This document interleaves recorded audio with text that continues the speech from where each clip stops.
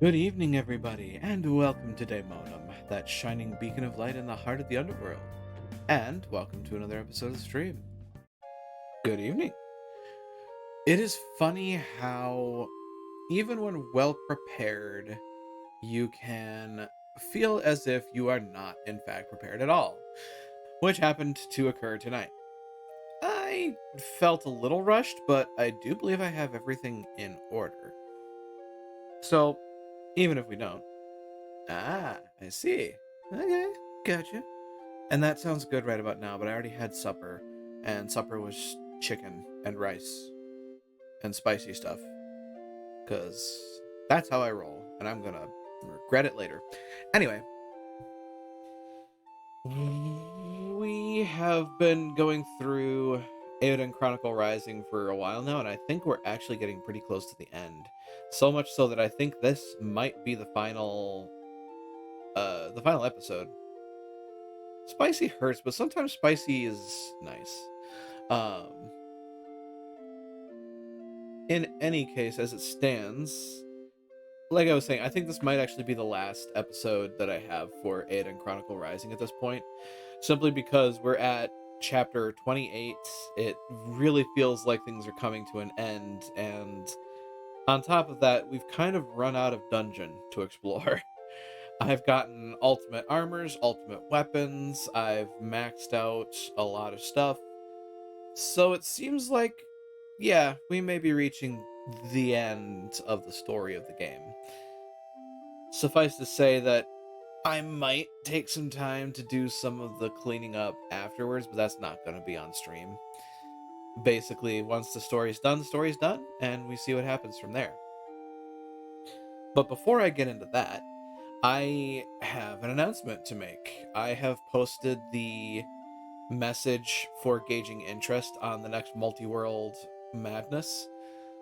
So at this point, I am watching that channel and making sure that anybody that shows interest is put down on my little internal list.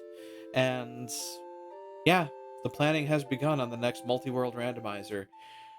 We're likely going to use Archipelago again because, God, it was both super easy and super stable. And I was very appreciative of that. Because on top of that, even if it isn't stable, the Archipelago server will effectively hold all of your checks until you reconnect to the server. Whereas in the original multi-world randomizer thing, if you disconnected, everybody had to stop. Everybody that was connected had to literally sit still and wait for you to reconnect. And that's a bummer. Archipelago is intelligent in that it will actually wait and say, are you connected? No? Okay, I'm not going to pass your checks over.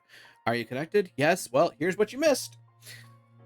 So I'm very happy about that. On top of that, I really like the forfeit system and the completion system that Archipelago has in the server.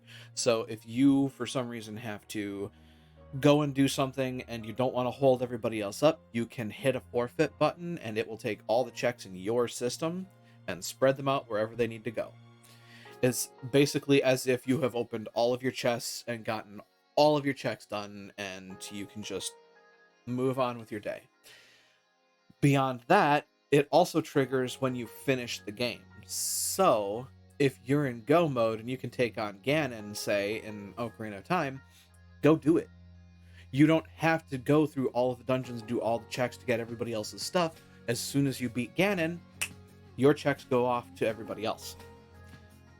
That is really nice because it makes the multi-world randomizer system itself a bit less intensive, and it allows people that aren't hardcore randomizer runners like me, let's be honest, to have to be so hardcore about what they're doing.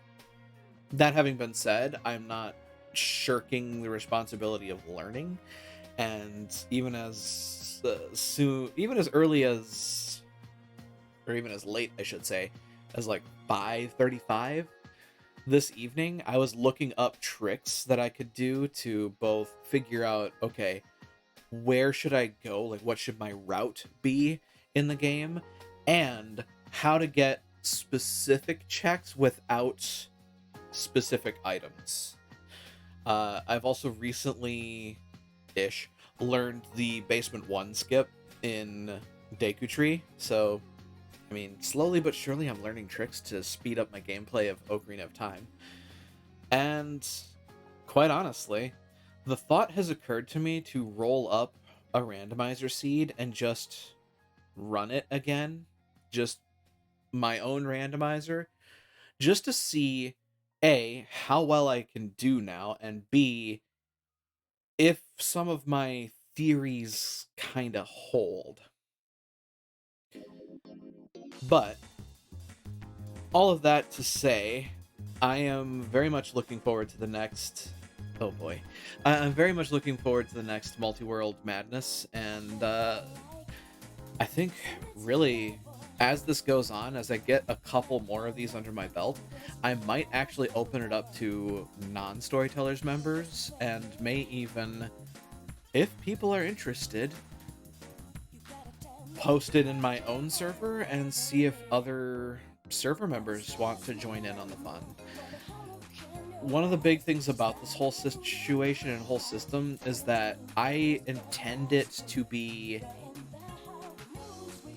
more a communal learning experience than something to be perfectly executed, because really perfectly executed is not consistent in multi-world randomizer to begin with. And on top of that, I just want to show people a different experience with video games. Join for multi-world randomizers in the future. At this point, I've done one multi-world randomizer with fellow storytellers members, and that was with at least one veteran of randomizers, and well, actually, it was two veterans of randomizers, and one, I would say, journeyman of multi-world. And God, do I appreciate Yoshi Chief's help in that. So that's the funny, or not funny, that's the cool thing. In this case, for actually, can I post link? I should be able to post links. It's my channel, dang it. The really cool thing about the system that we are using is that it does not require a specific game, and actually has a list of games that you could link together in this multi-world with people. And that list is, please let this work, this. So if you go to that link, it will give you the list of currently supported games for Archipelago, which is the system that we use to make the multi-world work. And you can play any of those games alongside us, and it will link up. I am interested, I will admit, in how games like Slay the Spire, Subnautica, Minecraft, and Factorio work as randomizers. I'm not sure what gets randomized in that case, because there's nothing concrete. Well, no, that's not true. In Subnautica, the wreckages would be concrete checks. They may not necessarily be in the same locations in a map, but they are consistent checks that you can perform. As far as I understand, Factorio is kind of a progress-gated game where you kind of build a thing and it unlocks the next bit of technology to do the next thing. So it would be interesting to see how that works out. I would imagine that it may be something along the lines of all the other players may be able to find tech skips for you, and when you complete a research or build or whatever, that constitutes a check that might be a treasure for somebody else. And so every blueprints from multiple places was always the same ones. Right. And then basically what I'm saying is that when you did those checks, what might happen is instead of getting a blueprint, you might get my Megaton hammer, and it would send over to me. And then somewhere down the line, say in Ganon's tower, I open a treasure chest and, oh, look, it's your, it's a piece of your, what is that thing called? Cyclops? The big submarine, basically. Not really that important. Basically, it would be like, oh, hey, you open this treasure chest and, oh, look, it's a piece of the blueprint for such and such thing in Subnautica. So that's the really fun thing about Multi-World Randomizer that I kind of like, is that it's effectively, we're all helping each other play each other's games, insofar that we are giving each other the progress tools necessary to continue forward.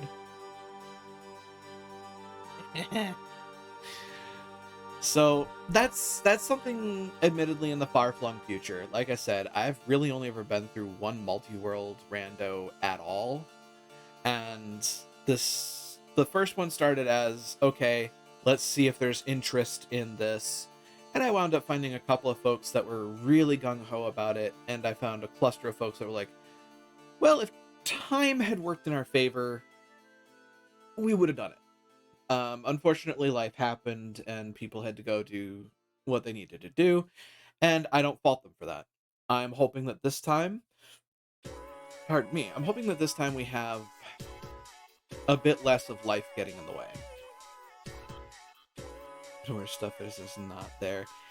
Yeah, I mean, that's one of the things that, like, it may wind up being that for a while you kind of have to grind up some other stuff to get ready for big things that are coming your way.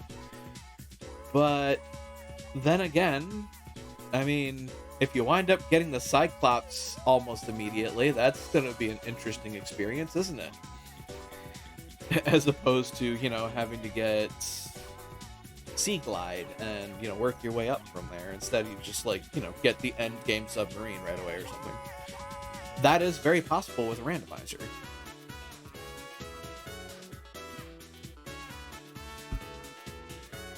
This is part of the fun, effectively. I still need to make it. Right. It's also possible that some of our checks will include raw materials. So, for instance, because I think some of those things are also include material caches that you can find. So some of those checks might get mixed into other people's games. So, for instance, the last one that we did, I played Ocarina of Time. Lucas Yoshino played Secret of Evermore, and Yoshi Chief did Super Metroid, I believe. So, literally, all three of us playing 3 different games, found each other's treasures, and beat all 3 games within, actually. If I remember correctly, I was the last one because I didn't do a bunch of my checks that I should have done immediately. Oops. And my run wound up being 7 hours, so that wasn't necessarily as bad as I thought it could be. Like, honestly, so far I think the worst that's happened to me as far as a randomizer goes. Yeah, you don't have to play the same game. No, this wasn't when you were in Texas. This was a Saturday. Oh, right. I think you missed that Saturday because you thought that it was going to be a regular stream, and I forgot to tell you, which, sorry. But, yeah, no, you don't have to play the same game. Everybody, like, if we had enough people and everybody had a different predilection, you could literally have one person playing every game on this list. So that is actually something that I really like about this too, is like you could literally just have everybody playing each one of these games and it would be perfectly fine. That said, I do actually want to play Time Spinner at some point and start getting some knowledge on that, because I figure that's a nice, I think, I feel like that's a nice alternative that I could probably get into. Super Metroid is definitely a classic, but it is unfortunately not a game that I can play well. specifically because wall jumps. Wall jumps. Well, that and I absolutely suck at remembering the controls when I'm flustered, and fighting some of those bosses gets me flustered kind of quick because limited mobility and limited reaction time kind of sucks. Anyway, I've been jawing on about this for a while because I'm so very excited about it. And like I said, I have ideas, I have plans. I am very excited to see excited to see how it goes. And so far, I have actually had Lucas Yoshino chime in and say they're interested in joining in. So I know I at least have Lucas. I know Yoshi said that he would be interested as well, provided things fall in line properly, which they probably will because I'm already going to be waiting to see how many people show interest. And then beyond that, I'm building up a group chat that says, hey, here's information. We'll likely come up with a dress rehearsal day and just show people, hey, this is how you do it. And then we need to come up with a date that everybody has in common and a time that is not going to be either balls early for me or balls late for everybody in Europe. Because I will admit, a lot of members of the Storytellers team are either in central to eastern United States and adjoining places, or they're in Western Europe. There are a few folks that are also in Australia, and I feel for them so very much because that literally means that they are legitimately 12 to 13 hours around the globe from me, time-wise, which means there's next to nothing that can be done to coordinate schedules in that regard.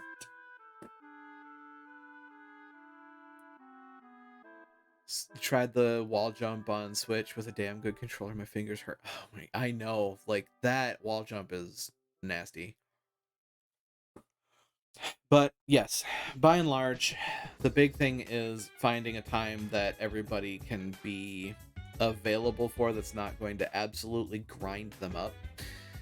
And when it's come to the gap between North America and Europe, 6 hours just kind of means that I start at noon, they start at 6 p.m.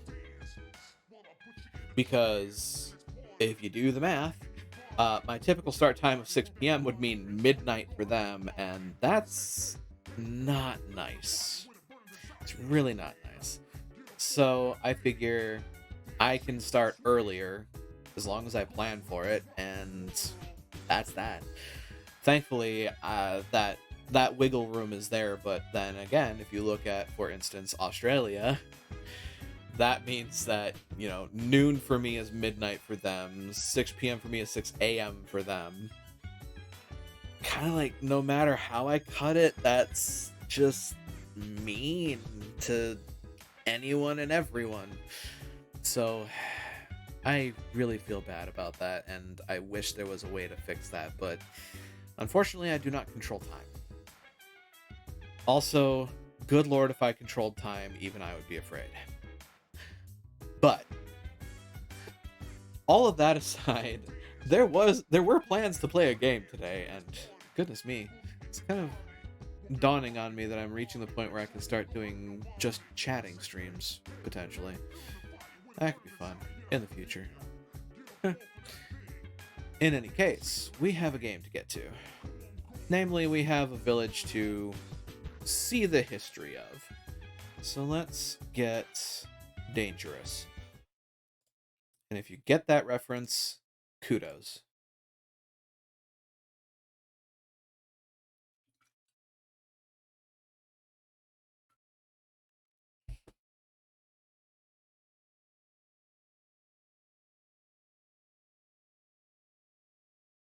It should eventually show up. If it knows what's good for it. Come on, game.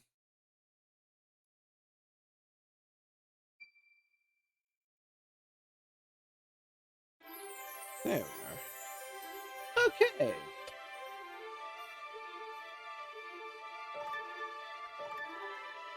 Press any key to continue. Where's the any key?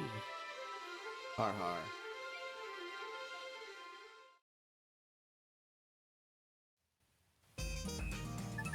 Alright. When last we left off, somebody was in danger, and we abandoned our food to go help them. But then I also abandoned helping them to help the rest of the village because side quests. My time at Sandrock came out as early access. Is that related to my time at Portia?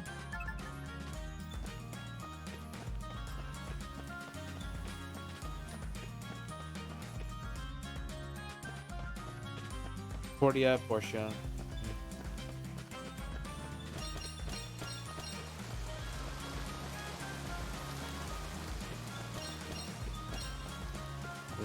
So I go all the way to... Same people, different place, same game. Ah, okay. Same basic concept. Same bat time, same bat channel.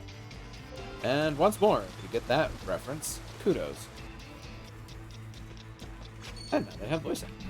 Now with voice acting. Oh! Ow.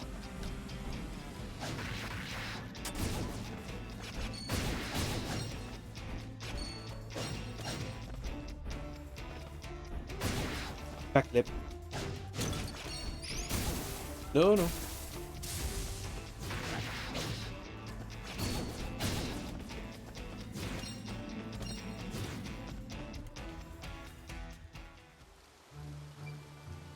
That guy said his mate was around here somewhere.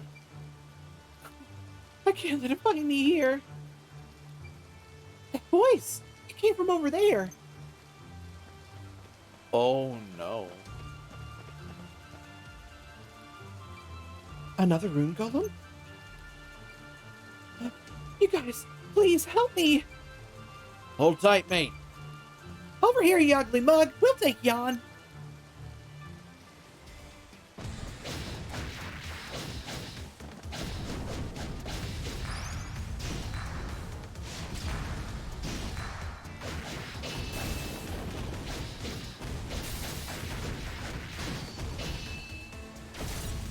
Did I just... Yeah, I basically just ruffled it.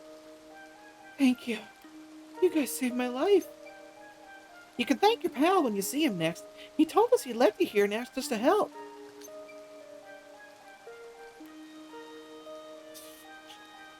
Ha, nice. Is he okay? He's a little beat up, but he'll live. Had enough life in him to send us after you, after all. Thank goodness. Such bad luck. To run straight into a rune golem? I didn't run into him. Something is very weird around here. I thought I saw someone from the town, but when I asked him for help, that rune golem came out of nowhere. Elaborate. This guy came from deeper down the barrows. He looked like he'd just come from the town, though. I called out to him for help. I think he heard me because he looked right this way, but he just stood there mumbling something. Then he did this creepy little dance and vanished. Next thing I know, I'm face to face with the rune golem. Father. Certainly sounds like what we saw. What could he be doing down there? Huh? Something fell. Is this a diary? Yes, it's Father's diary. This handwriting, it's definitely his. I want to know what's in there just as much as you do, but we gotta get her back to town first. True. Her friend will be sick with worry. Let's head back.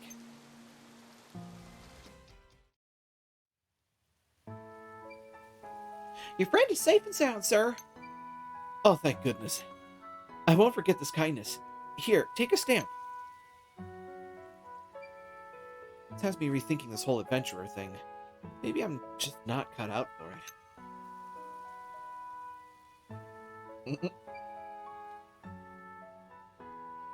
What are you saying? Wounds will heal. We'll be back on our feet in no time. But you think a little setback like this is going to stop me? I told you, I'm going to see those bears with my own 2 eyes. Now that sounds like an adventurer. It's important to learn about your limits and about what to train in advance, and about preparation, of course. But to me, it's iron will that makes an adventurer. The unbreakable determination to press on, find the treasure, and make it out of any situation alive no matter what. Well, that's actually a decent speech. With a spirit like that, you can definitely make it to the depths of the barrows. I believe in you. Thanks. I'll make it. No doubt in my mind. Ah, fine, I'll go too. Can't let you take all the glory. Obviously. Even if you tried to worm your way out of it, I'd drag you down there myself. Stock up on meds next time, yeah? And take care of your weapons. Good advice. Thanks. Sorry to keep you waiting, Nisha. Let's take a look at that diary, shall we? Yes, of course. Too many eyes around here. Let's go somewhere quiet. My place. No one will bother us there.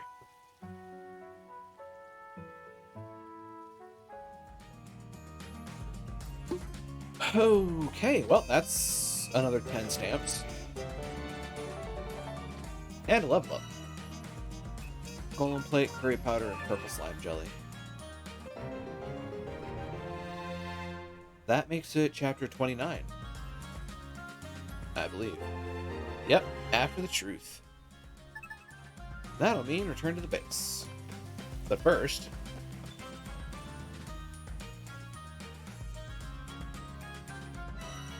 oh boy. That's a lot of side quests. Malore in the Rune Quarter, Town Outskirts, Outlander Lane, 2nd Street, Outlander, Town Outskirts, Plaza, Farm. Rune Quarter, Farm. Well, let's start at the farm and worm our way back.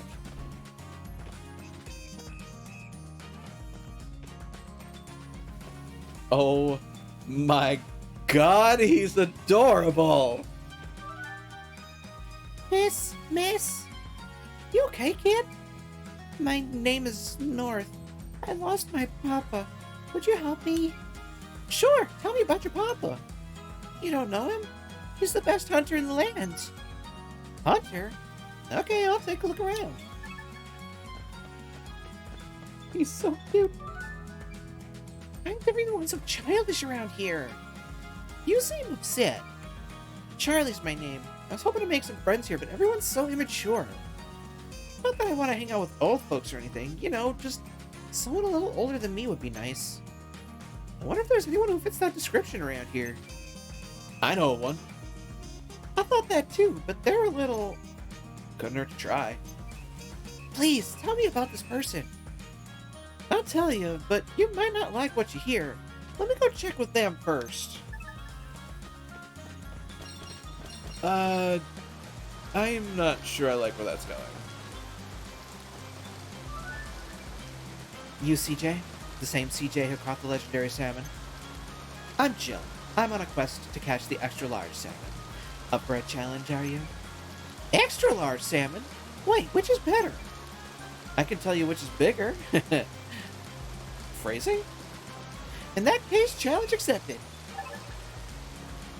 Barrows. Oh, great. You must be the girl who's breaking everyone's fishing records around here. CJ, right? I'm Ming Ming. But even you can't possibly catch a large catfish. Large catfish? Sounds fun. I'll give it a shot. I'd like to see you try. You'll live to regret those words. Large catfish. I mean, I would say Del Lago, but Del Lago's a salamander. Gotta be factually accurate in your stupidity, after all.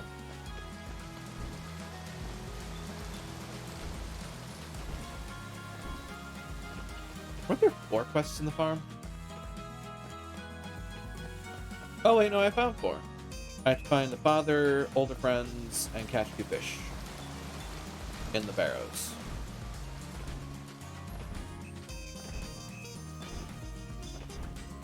I don't think there was anything in pasturage.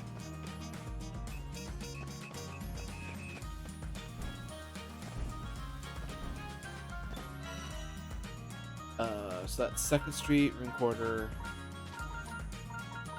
Outlander, Outskirts.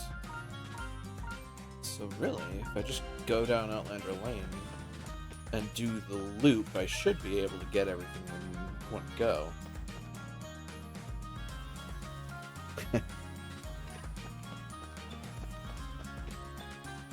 My god, Gokto has something for me. A lost beast child's daddy. Probably here on Outlander Lane, I'd wager. My thoughts exactly.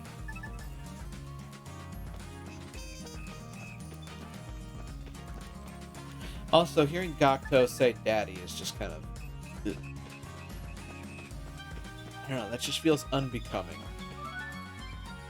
You're one of those guys who abandoned Malor. CJ? Garou? Isha? That's me, alright. Name's Starlin, by the way. Not that it matters what you call a coward like me. Huh? I've been getting earfuls from everyone. Gokto, Squash, Hogan, even a Yugo. Makes sense that you'd come to say your piece. I heard my pal Lucas was looking to apologize too. I should do the same. So I guess I'll start with you three. CJ, Isha, Garou, I'm sorry for being such a sorry adventurer. Hey, don't make this awkward, okay? I think Malora deserves more than words, though. Any idea what she likes? Chocolate cake.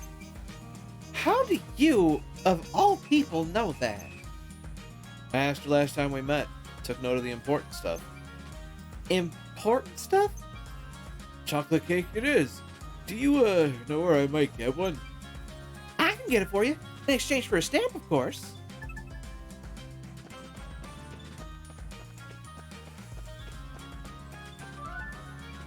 CJ, help! I need your help. What's the matter? It's about the treasure chest the bandits took from me. I heard another one's been seen. Down in the barrows, no less. One of them venturers said they saw it down there. If it's in the barrels, it won't be long before the bandits get their hands on it again. I'm afraid that's all I got to go on, but would you mind? Leave it to me.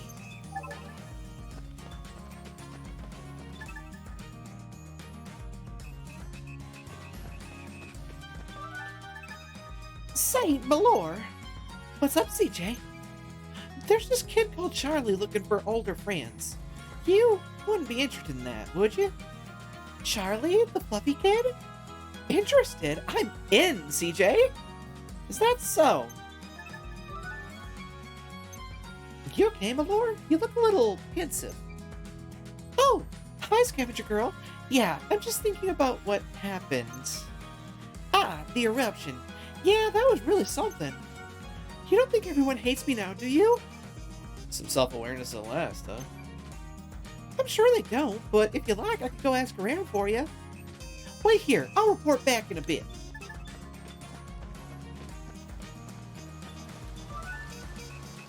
Hey there, lady. Got a minute? She's too beautiful. Why am I nervous? Yes? You happen to seen a girl that looks like me around here? She's my sister. Goes by the name of Larla. Oh, you must be Erla. I haven't seen Larla around in a while, though. Looks like I'll have to go and find out for myself if she went off into the woods looking for elves. You can't go into the forest by yourself. Let me take care of it for you. Well, okay. That's a thing.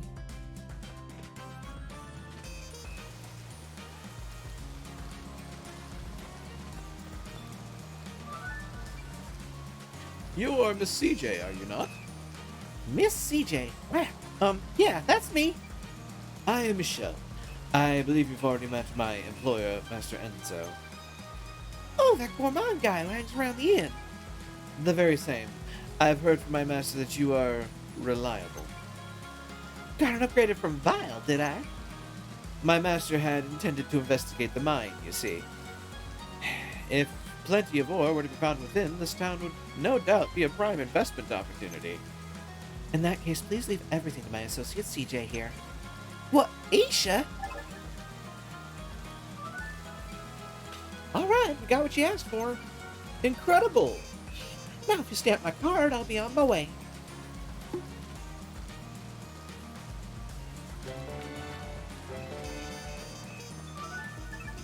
A hunter? Well, there was a beast man in here earlier talking about going hunting in the woods. The forest, huh? Looks like we're doing another forest run. Woohoo! Hey, you, come here. Yes?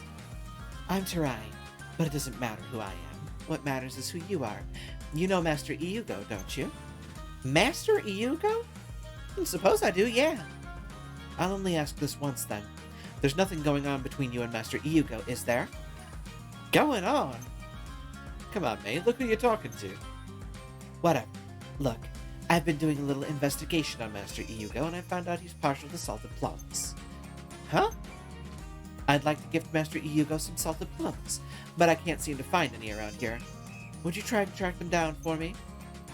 I could try, but if you say there aren't any around, I'm not sure where I'm supposed to look.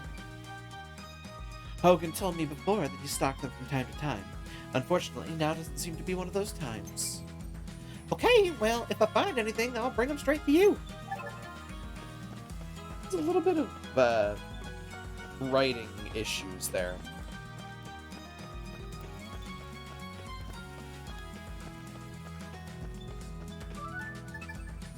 Hi, Sarita. Could you cook up a chocolate cake for us? I certainly could. Now, in the meantime, main quest, Rune Barrow, ask around about Malor, at the plaza, find salted plums in the Great Forest. Oh wow, they come pre-salted even.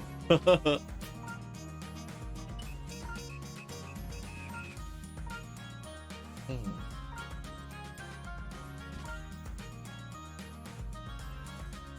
So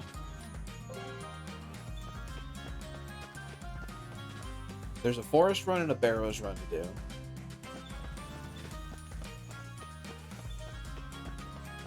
It's also stuff to grab at the town outskirts quick.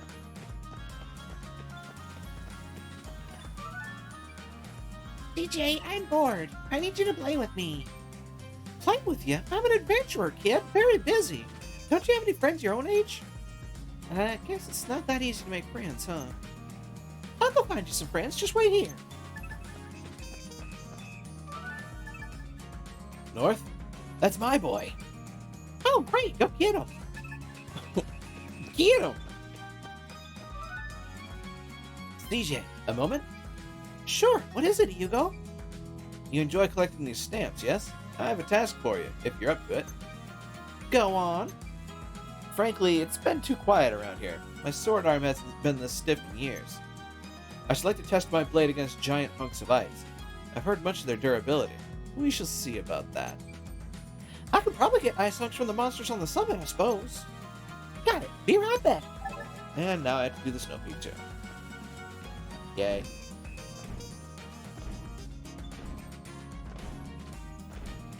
Let it never be said that I don't earn my supper in this game.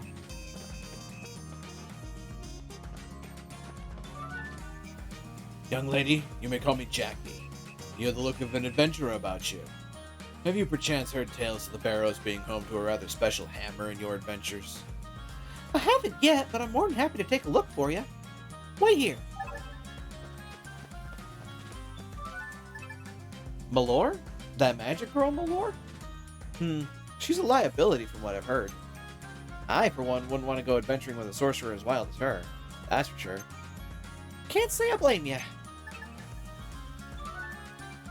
Malor. Young lads probably have a lot of time for her, I'd imagine. But I like my sorcerers a little less green behind the ears.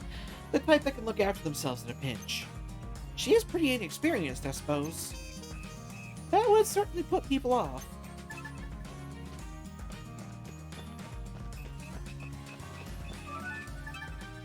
No way! That boy chased Yum Yum away! He did what? Malor? Of course I know her. She's great. You really think so? She's really pretty and she's strong enough to break that wall. I hope I can be like her one day. When you put it like that.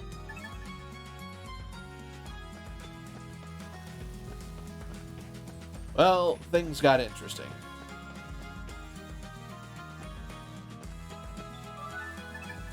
Your papa will be here shortly. Thank you, miss.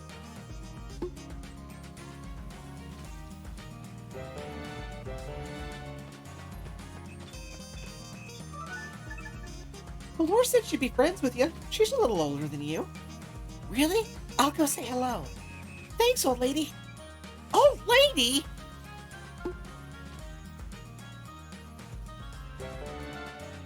Thanks, Boomer.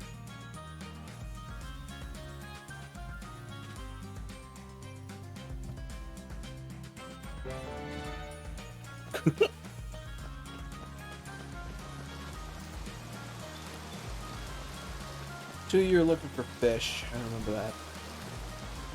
What else can I turn in? Malor's reputation. What Malor likes. So that means going to swinging by 2nd Street, actually.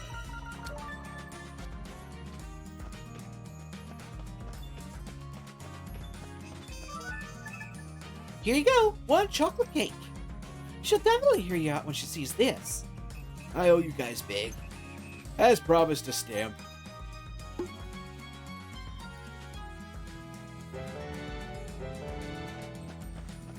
Slowly but surely, I'm getting close to the end of the platinum card.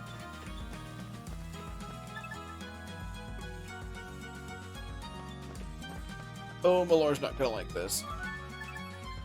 Seems like you're pretty popular with kids. Girls in particular. Kids, huh? Girls. I see. Yeah, well, at least one. A role model for little girls everywhere. Of course, that's exactly what I am. I'll get stronger and tougher and faster and, well, slow down. That went well, I think.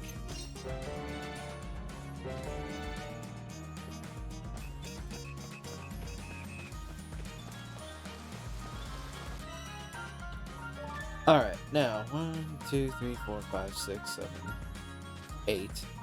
So I have 8 more stamps to collect in the middle of all of this stuff. Holy heck. Alright, well, first we're doing a forest run. And then we have to do Barrows and Snow Peak. Ugh. Barrows and Snow Peak.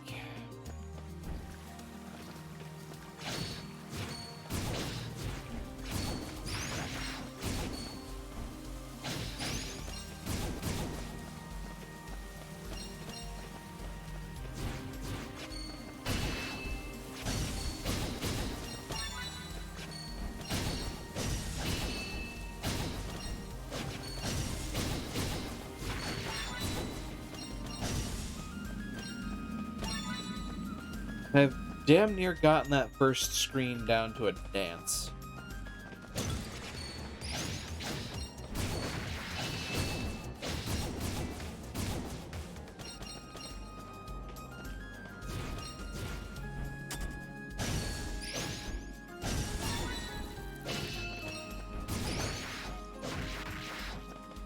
Well, that bat just ate my foot.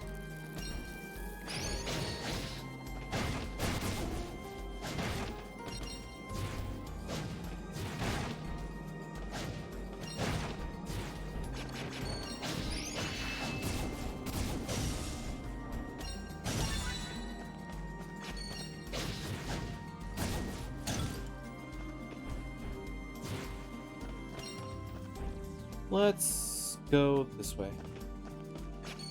Nope.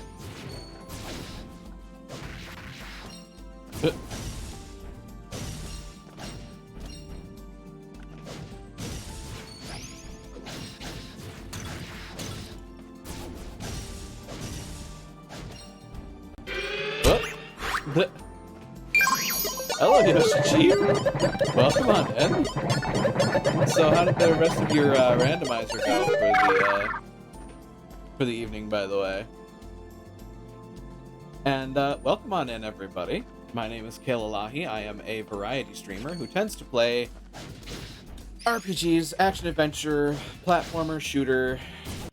You know, more often than not, I tend to be cooperative over competitive, but sometimes I get the itch. And today we are playing some Eiyuden Chronicle Rising, which is a platformer RPG-esque village building game that is basically teasing stuff about an upcoming Suikoden-esque RPG in the future.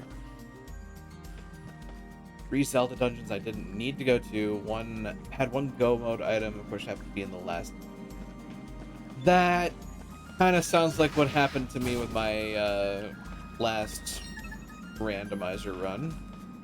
That was fun. Oops. Ow. But yes, I hope everybody enjoys their time here for the evening, and feel free to settle on in. Welcome to Daemon.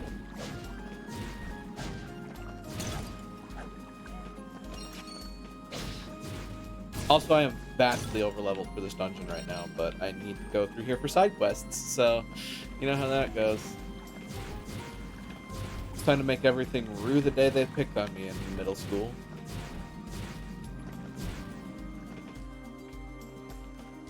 And now to go back and talk to that NPC. I'm trying to think that there's probably something over this way. I don't suppose you're... Chronicle is my name. I have been asked by Miss Larla to deliver a message. I should get to Miss Erla as soon as possible. In that case, hop to it. Don't let us slow you down. She's worried sick. Okay, and now I can report to Erla back in the town when I get there.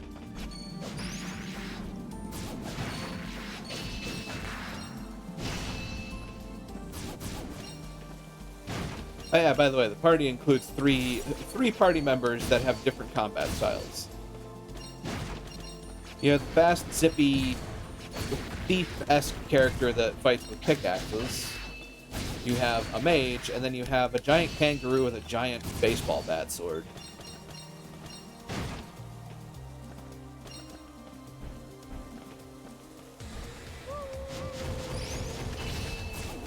Ow. Ow again. Ow, a third time. Would you kindly? Thank you.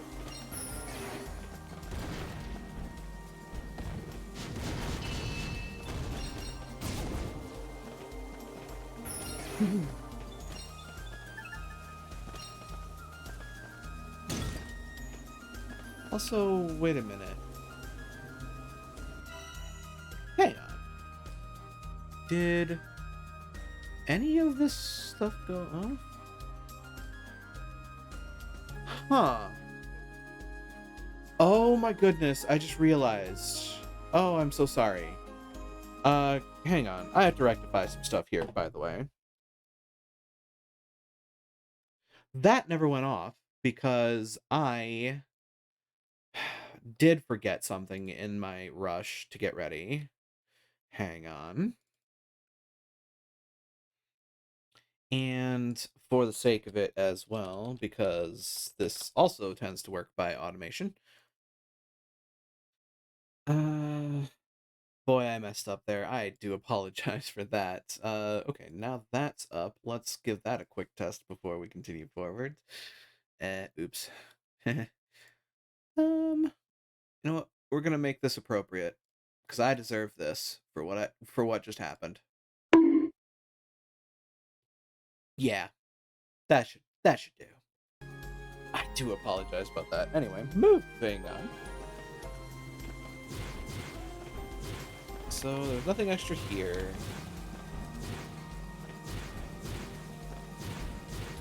And in the meantime, I certainly hope people's evenings have been going well. We always hope for people to enjoy their time here in Daemon.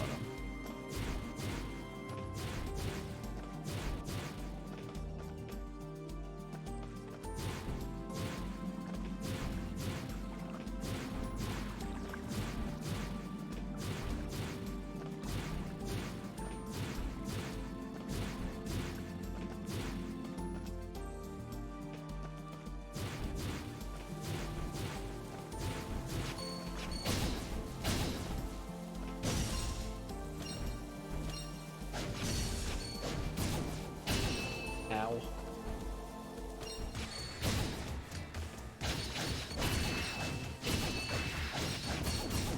Oh boy.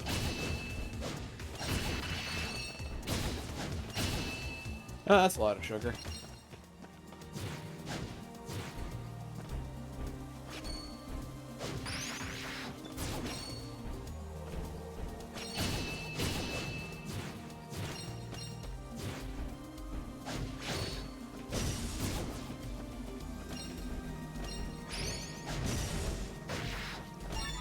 Haha. Goated ya.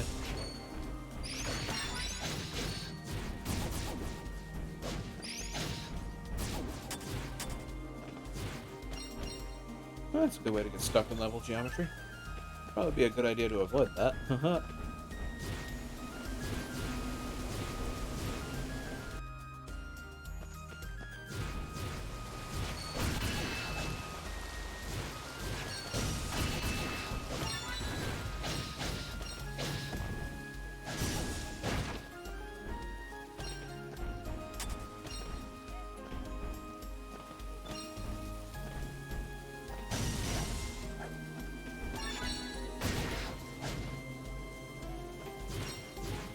Actually, hi, buddy.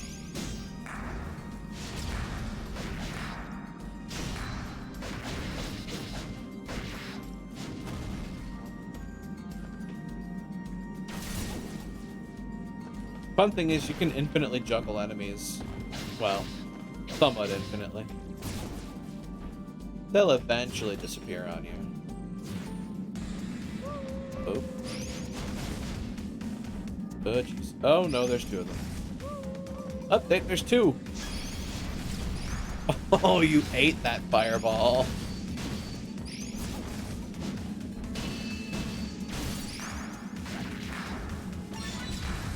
No, you don't.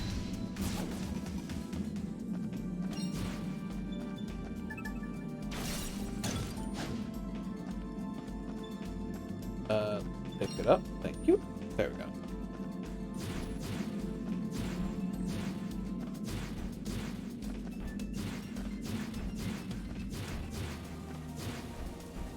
Really, I could figure out where all of these quests are in the Great Forest if I really took the time, but I'm kind of lazy and I don't want to dig through all of my quests, so I just do a complete run of the dungeon. Lord knows I can always use more stuff, because that's how this game works. Also, if I remember correctly, I'm supposed to be finding salted plums around here, and I don't think I've picked any of those up. Though I haven't been paying rapt attention, so...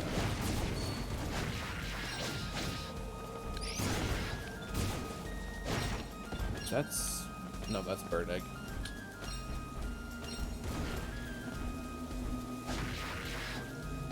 Oops. Ah!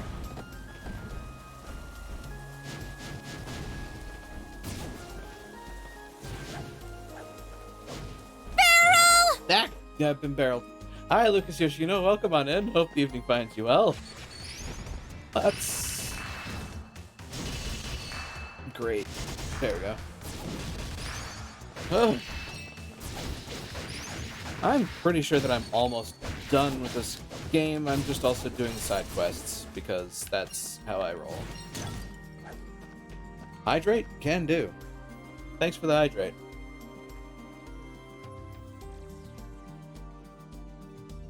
All things considered, that's probably actually a good thing. Because I front-loaded this game with a lot of voice lines.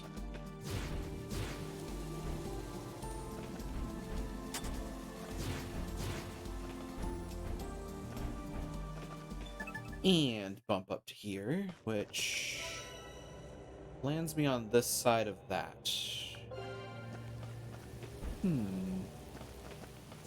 I don't think there's anything to do with this fishing spot.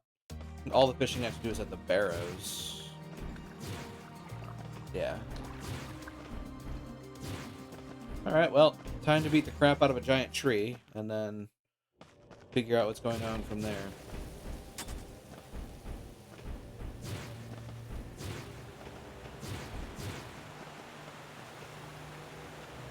Let's watch the sorcerer take this out this time.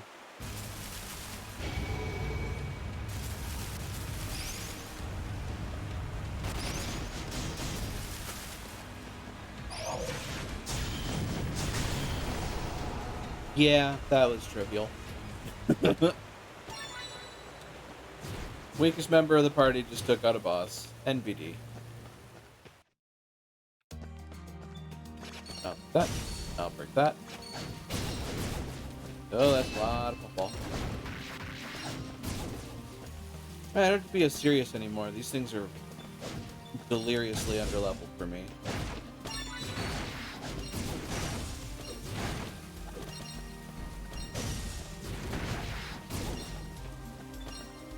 Huh.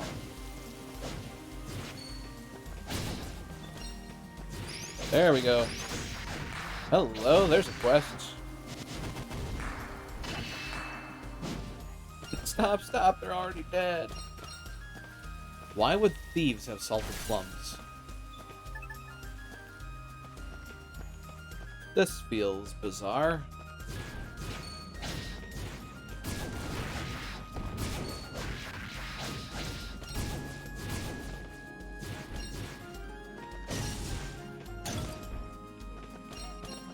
And we're back where I came from. Fast travel to forced approach, and honestly, at that point, I can just kind of turn in what I've got. Phew.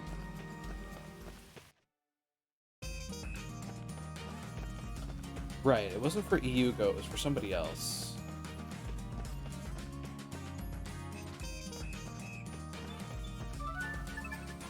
No way, he's too cheeky. Even for you? Oh, that's about that one kid. Yeah, Dino. Something tells me Dino's a little snot.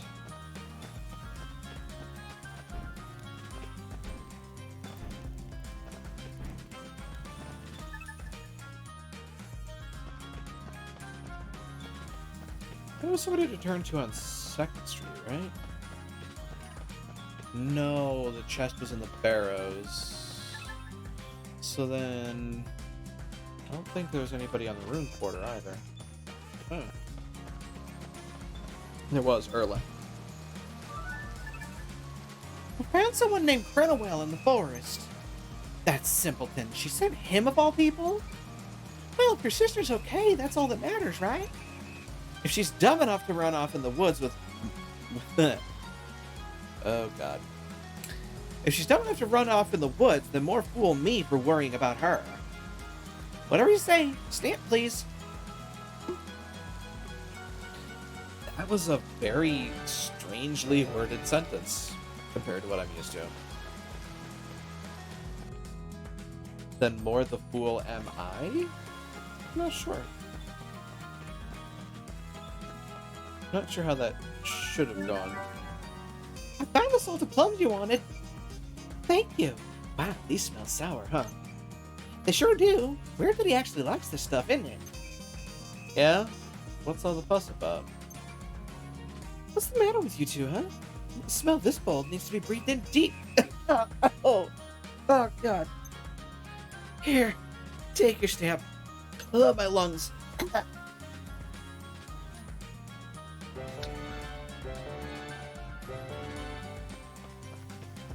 Note to self, never huff salted plums. Life advice I didn't think I needed to dispense, and yet here I am.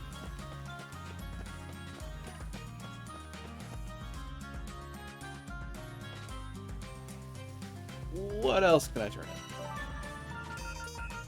Nothing yet. What about that kid, though? Farm. Anything else going on? Nope, nothing new.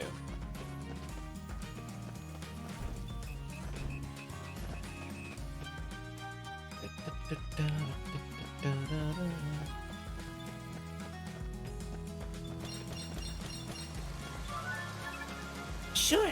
I love making new friends. Really? That's great. Something tells me Bruno's going to regret that. But first, to the barrows. In particular, there's a treasure chest. I'll go ahead and, oops, track that, see. Of course, it's at the beginning. Ah! Rari Draws! Welcome on in today, Mona, alongside all of those that followed you here. Hey, Mizuki, welcome on in. Welcome everybody, Duke Skunk, Ferrari Draws, thank you. Welcome to Daymonum. My name is Kayla Lahi. I am a variety streamer who tends to play action-adventure, RPG, sometimes platformer, sometimes shooter. I tend to be more cooperative than competitive. And I certainly hope that you all enjoy your time here in Daymonum. And thank you, Rari, for following, as well as you, Duke Skunk. And presently I am playing a platformer JRPG by the name of Eiyuden Chronicle Rising, which is the predecessor to a game coming out by the name of Eiyuden Chronicle 100 Heroes, which is an homage to the Suikoden series, if you happen to be aware of that game series. It's an old, originally PlayStation-era JRPG with 108 collectible heroes.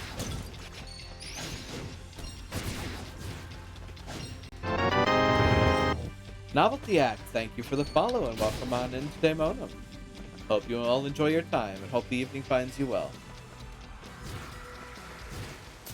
Okay. Thieves. Eat fireball. Oh, that's arrows. Haven't heard it Suikoden in a hot minute. Yeah. I was pretty surprised when I saw it coming up in Kickstarter a fair while back. It was very interesting to see that show up. I lucked out and hit the prime time to back it, so I put a fair bit into it, and now here we are playing, well, basically the first installment of the game. Kind of. Hogan's Treasure. Basically, this is kind of an appetizer for the main course. The story revolves around 3 of the characters that you will be able to find later in 100 Heroes, and apparently, judging from this game, they are going to have a combination attack together, considering. It's been an interesting little story thus far, of basically this dungeon, the Rune Barrows, being an adventurer tourist destination, and one of our party members, namely this character, Isha, is the acting mayor, who is trying to revive her town after a disaster. And she does that by, well, letting the adventurers down here into the Barrows. Provided they pay, 30% of their haul in taxing. She's a bit of a shrewd business person.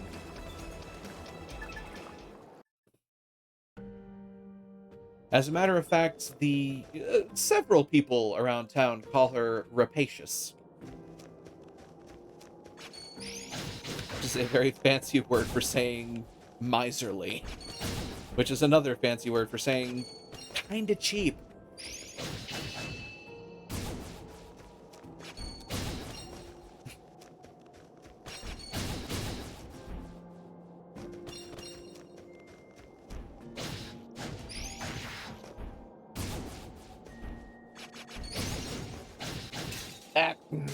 No, I was gonna kill that in time.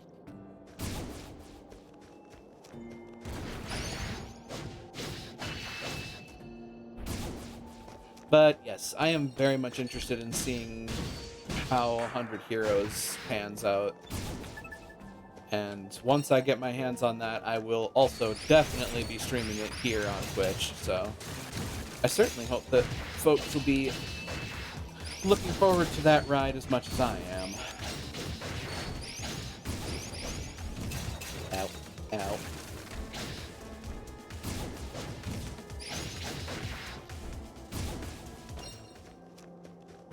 I swear I can survive this, for the most part. Ow. If you'd done a third hit, I wouldn't have even gotten hit there. Now, need to find a whole bunch of spots, basically. Doing side questing before I continue the main mission, because that's how games like this pan out. Side missions are always something to do first. Oh wonderful day? So far, it's been quite good. It's been a nice, lazy Sunday. And I hope that your evening's been going well too, Mizuki. Oh, ow.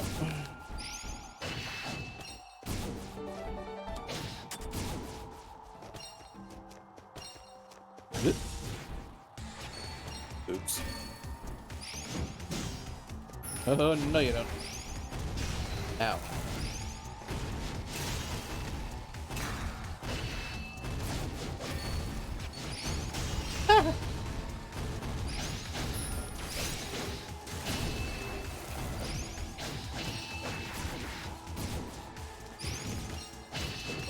I told you to hit. Okay.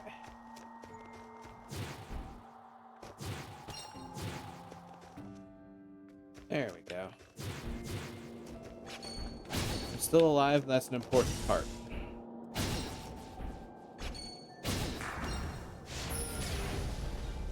Ooh. Eh. Didn't make it.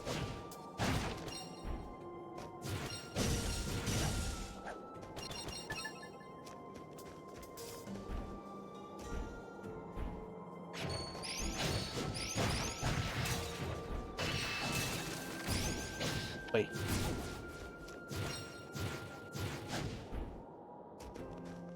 Alright.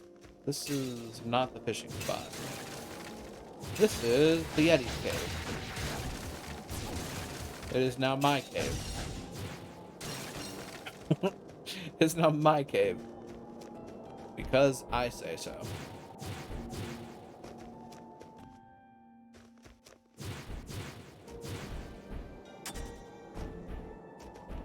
So from here, I go this way.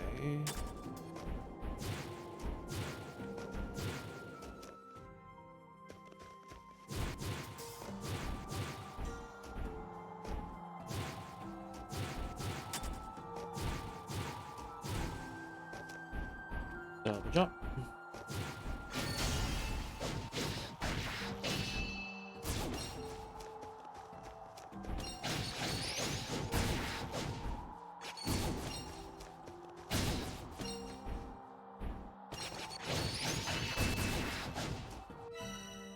Come to think of it, there's a central path. Hi, buddy. This is not the central path. The central path is right here. Now.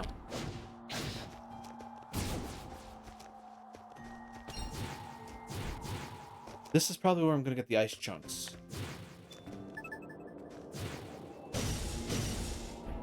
If I remember correctly. Is this ice chunk? No, it's lapis. Oh, this ice chunk is like further up at the summit. Good evening, Harihu. Welcome on in. Hope the evening finds you well.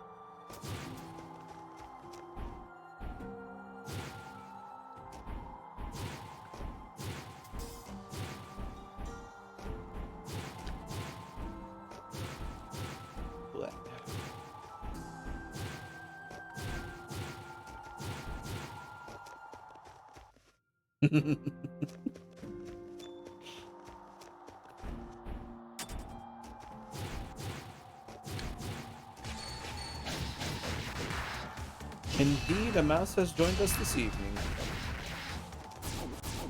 Wow. I just bounced those Yetis off the ground like a basketball. Now, that means I should have... Yeah, I've gone through every section of this piece of the map. Now it's back to the room barrows. Round 2.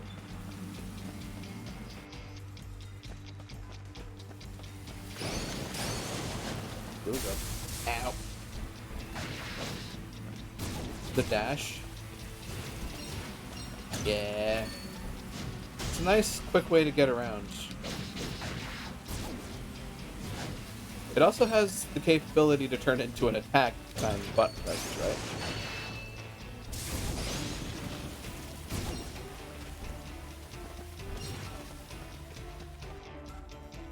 Yep, you spam it to get to places faster. Yep.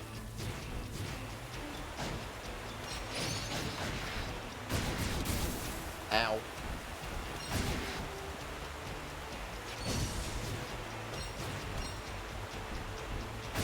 Backflip. There's gonna be a mini boss. Yep, called it.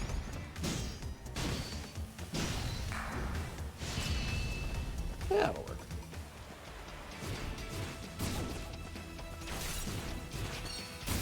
Ow.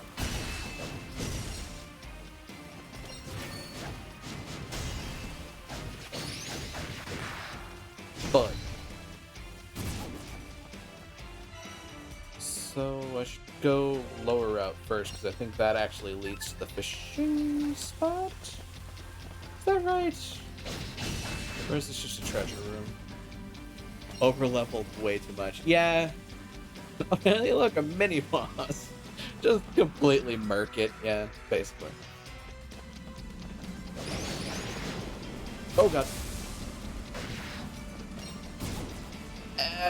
Part of it is just because the dungeons don't level up with you, so... At one point, this was actually a challenging place to go through. Now, not so much. The final dungeon, presently, though, it's a really short little chunk, and it's moderately challenging.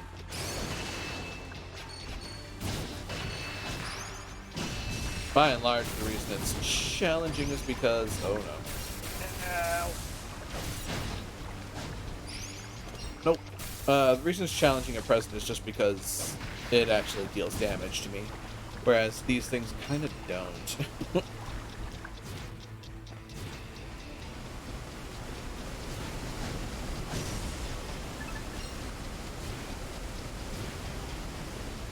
Although I will say, if I'm not careful, some of the monsters in this game can still kind of juggle me.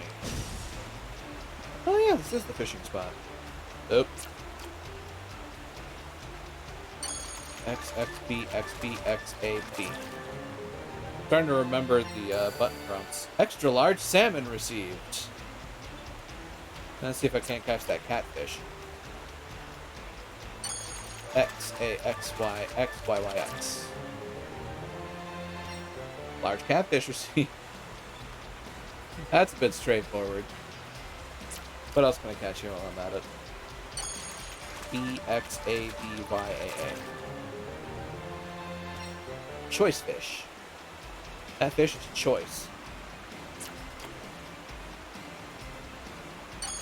A, B, X, Y, A, X, B.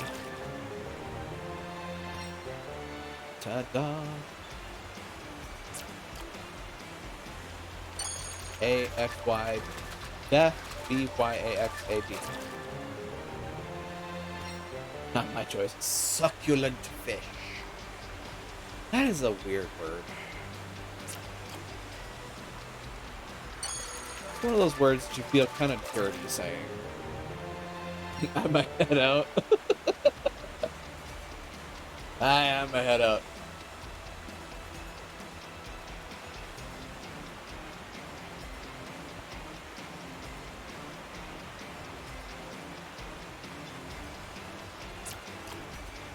Alright, I think one more.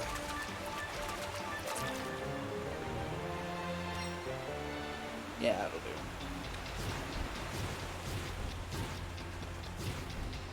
Up to 120 out of 200. Nah, what? What'd I do? What's going on? The more I hear that sound effect, the more I wonder to myself, maybe I should try a Metal Gear Solid game someday.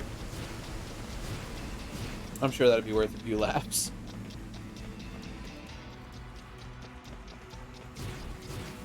Suppose I could always get revengeance. Watch a senator kick me around like a soccer ball. Nanomachines, son.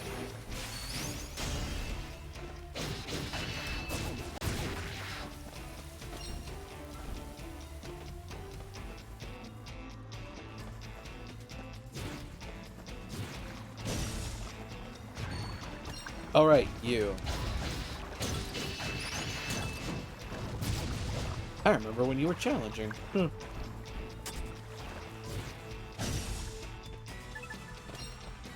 Trap is set.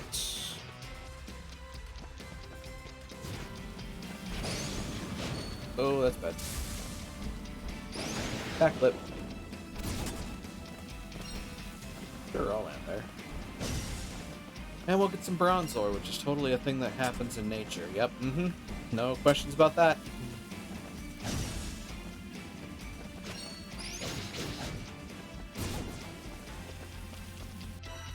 That leads to a treasure chest and nothing else. So I go this way.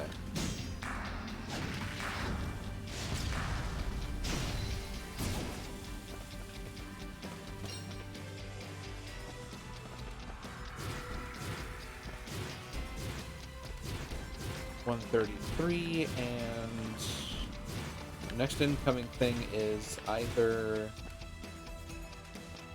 another menhir or right, the branch. So the branch leads outwards, but was there a menhir over here? There was. Snow Peak Crest. May as well check this place out while I'm at it. It should be relatively straightforward.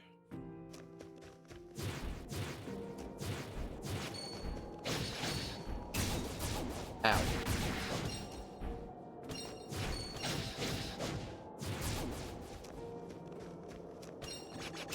Also reminds me of ancient Romans ran into while governing Britain in the 1st century. Oh? This gets my attention.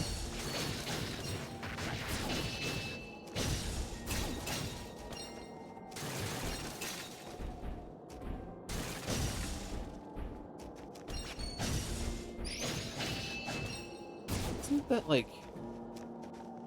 Well, no, bronze is a relatively strong alloy.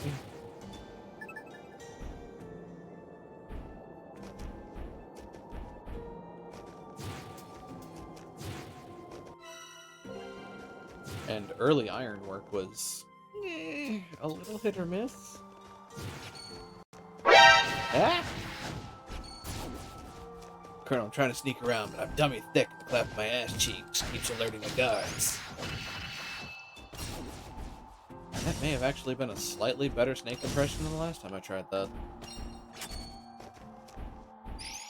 Slightly. David Hayter, I am not. There's lots of fraud going on, reportedly by merchants who brought bronze bars from miners and sold it to the smiths. Turns out the tin content was too high. Ah, that would do it, yeah. More tin leads to weaker bronze. Ow.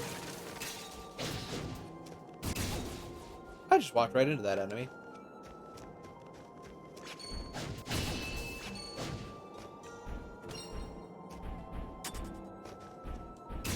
I just walked into that one too. That one just landed on my head like a hat. Which is adorable, but ultimately fatal. Merchants blame the miners blame the merchants, so a ruling was handed down requiring smiths to buy directly from the miners. I'm sure that's going to go so well.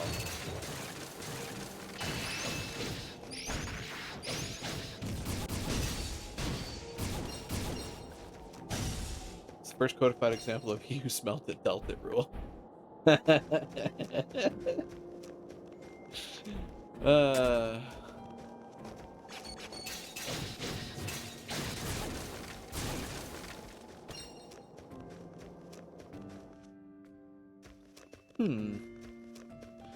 That would in turn mean that the smiths would have to smelt their own off the raw materials, correct?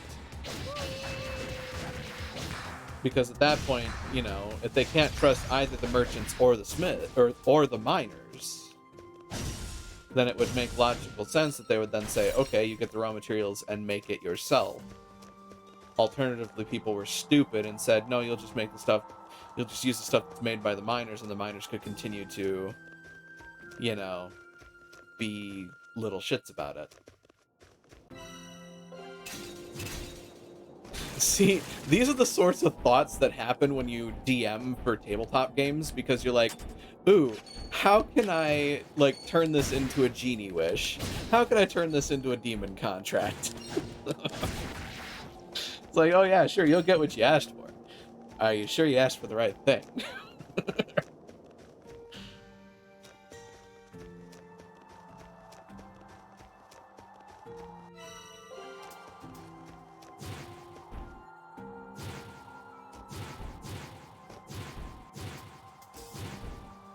which has definitely gotten me in hot water as a player on more than one occasion.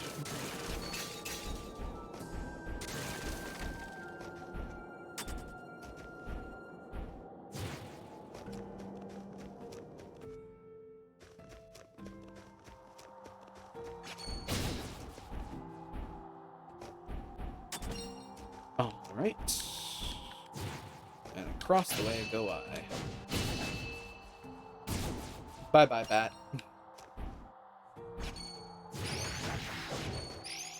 Ooh. Ow, ow. Stop it.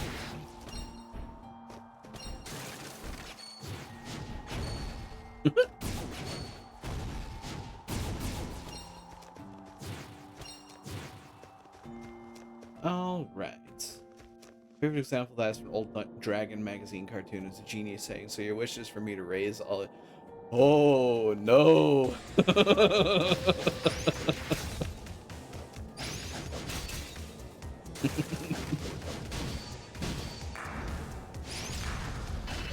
Oh no, you don't. Ow. Lie down. Woo! You missed. Come on.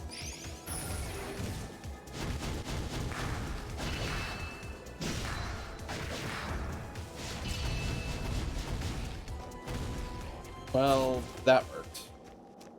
At least. And this is a treasure room. Right. Gold ore, more azure crystals. Lapis or sapphire? Sapphire.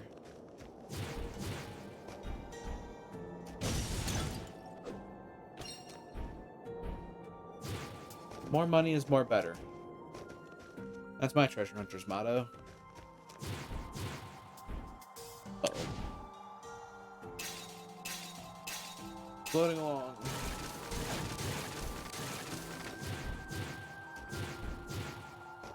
I think that's everything in this area.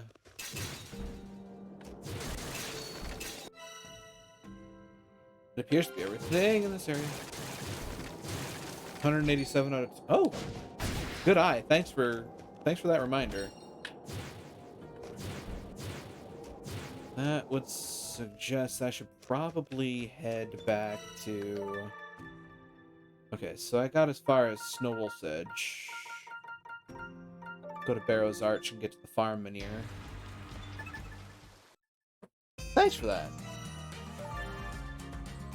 That turns all of that in. No treasure left behind. Interesting. What's that achievement about? No treasure left behind.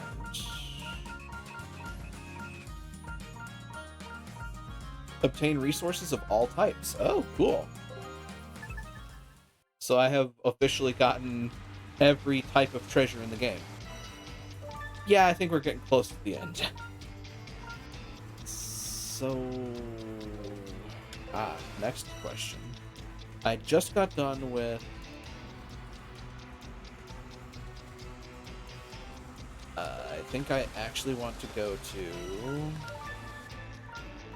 the Grand Hall. I just got done with the crest, which means I was gonna be coming back here anyway.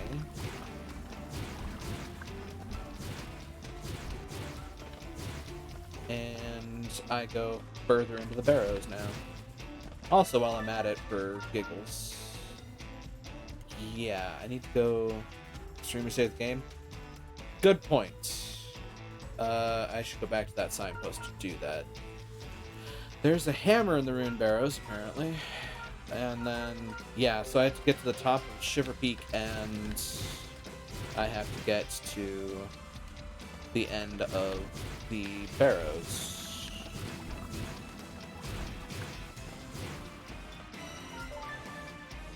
Verifying save data. Click 124, 126. There are 160 stamps to collect in this game. Just to say 160 side quests. Save every chance to get. That is a fair motto. The way I tend to put it is spastic saving saves sanity.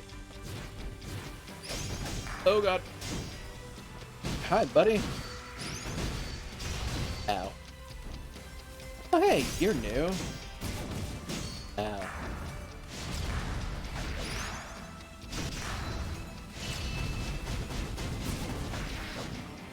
And you're already dead.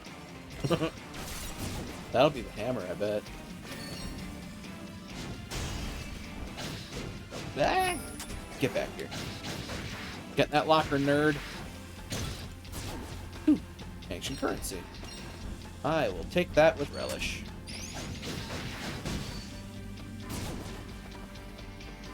So that's the lower path?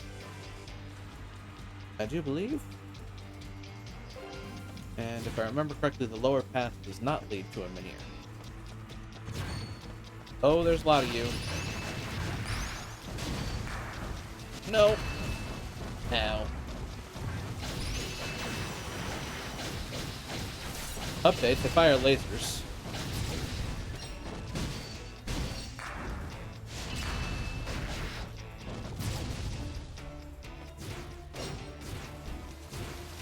None of them dropped an ancient crystal. That makes me slightly sad. That's a lot of Viridian, though.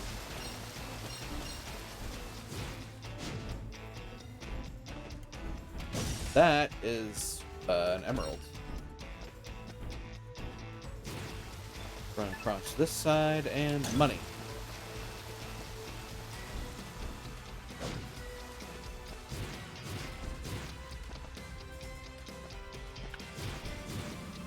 So I will also admit, in the course of the first starting this game, I did read some of the Steam reviews, and there were people that had some complaints about this game. I think a lot of them didn't really know what they were getting into when they got it, though, because really the complaints have been, in some cases, not even present. And if they are present, they're very minor. Very, very minor.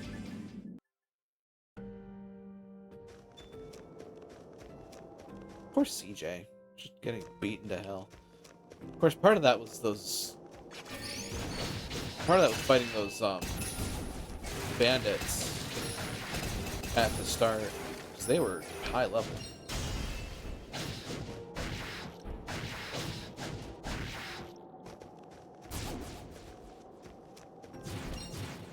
I know one of the complaints that I saw in the reviews was CJ's fighting style.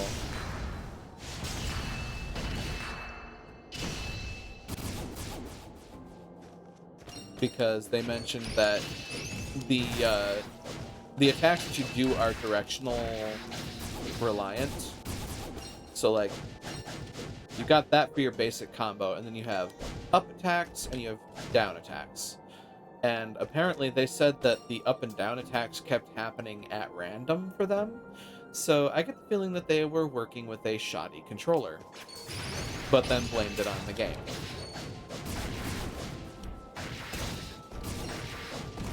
Ow.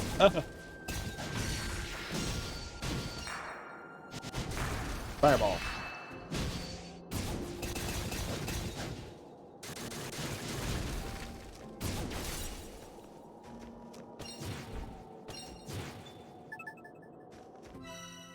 Don't get me wrong. I'm all for having a critical eye of gaming. It's just, you know, make sure that you're actually finding something that's an issue and not something that you're introducing.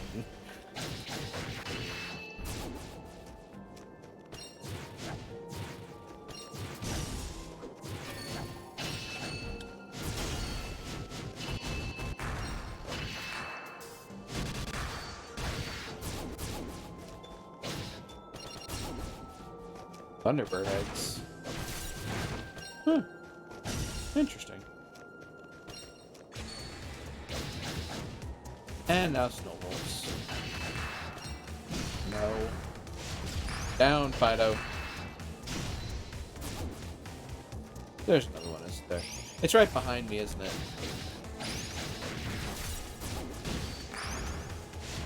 Oh, please no. Ow. Ta-da.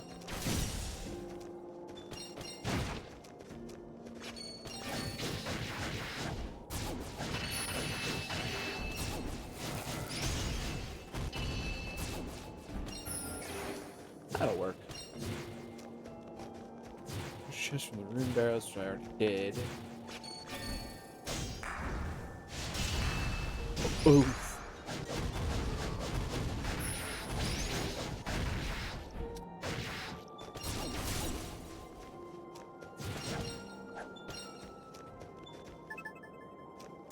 Wait a minute, though. Hunk of ice from Snow Peak. So where am I supposed to get that? So I think that's the last thing that I have to complete. Why it is. Oh, next screen over. The traps are to get meat. So that's used in the inn to make meals that can recover HP. Also, prepare yourselves, because while this is a snowy mountain peak, it is also, well... It's also got this going for it.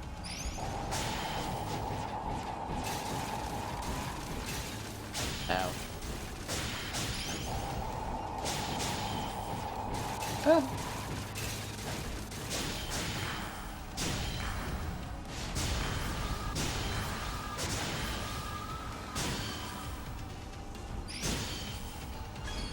Oh, that's not good.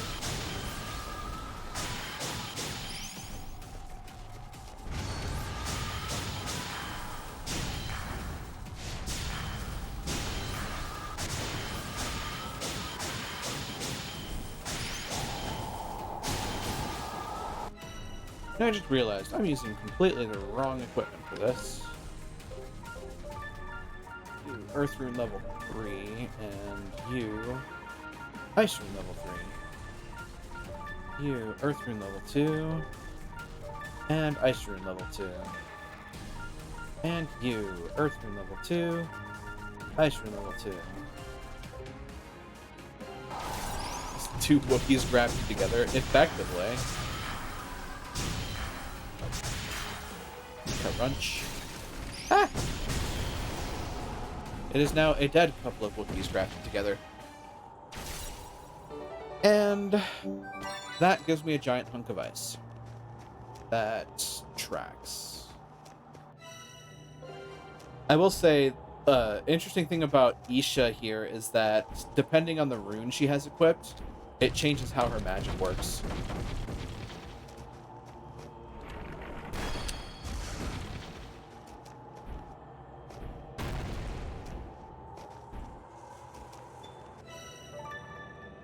I'll say, Earth is not my favorite rune for Isha.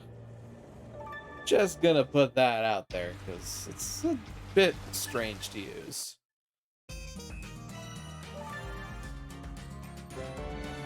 Trap Hall, meat received.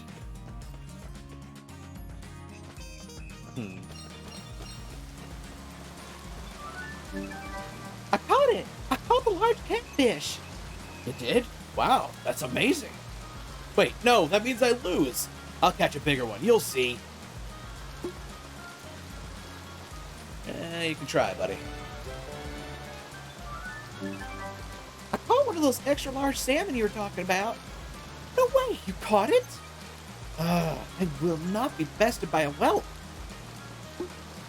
Well, I mean, you say that, but here we are.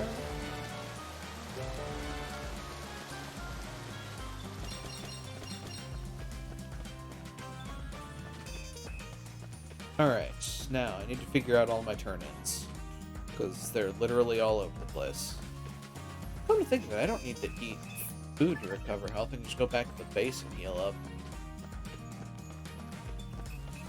That said, I should buy food and get that stuff built up. I think I found what you're looking for. Good lord, this is it? Perfectly weighted, one short strike with this. And I'll follow up with my sword. Dual attack. Bertrand will never see it coming. Bertrand? Allow me to stamp that card for you, young lady. One more and I finish out the platinum card. And I have more than one left to turn in, so... Platinum card, here we come. Bruno said he'd come play with you. You and him are around the same age. Seriously? I mean, I'll play with him if he wants. Alright, go on over and play nice. But give me my stamp before you go. Stamp received. Platinum card done.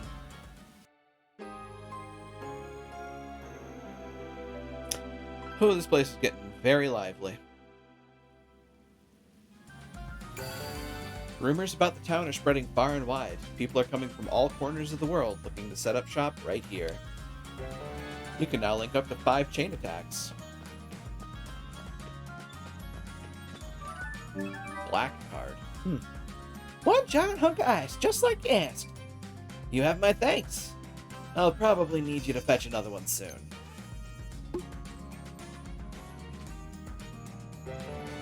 Oh? Does that mean that's going to be a repeatable quest? Maybe?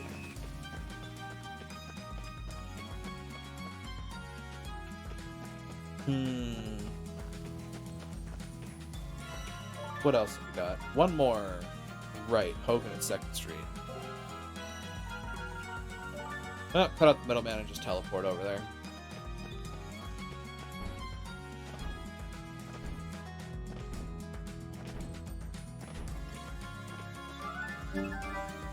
Hogan, I found it.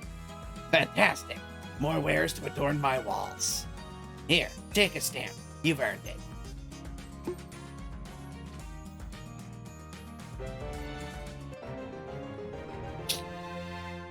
And trading post level up. Growth pendant level 5. And molten crystal and golden plate. Now I need to get stamps for impossible luck, critical mastery, and eternal bonds. That should be fun. Now, go to the plaza quick and check the board one last time. Nothing much to see here. And then we go home.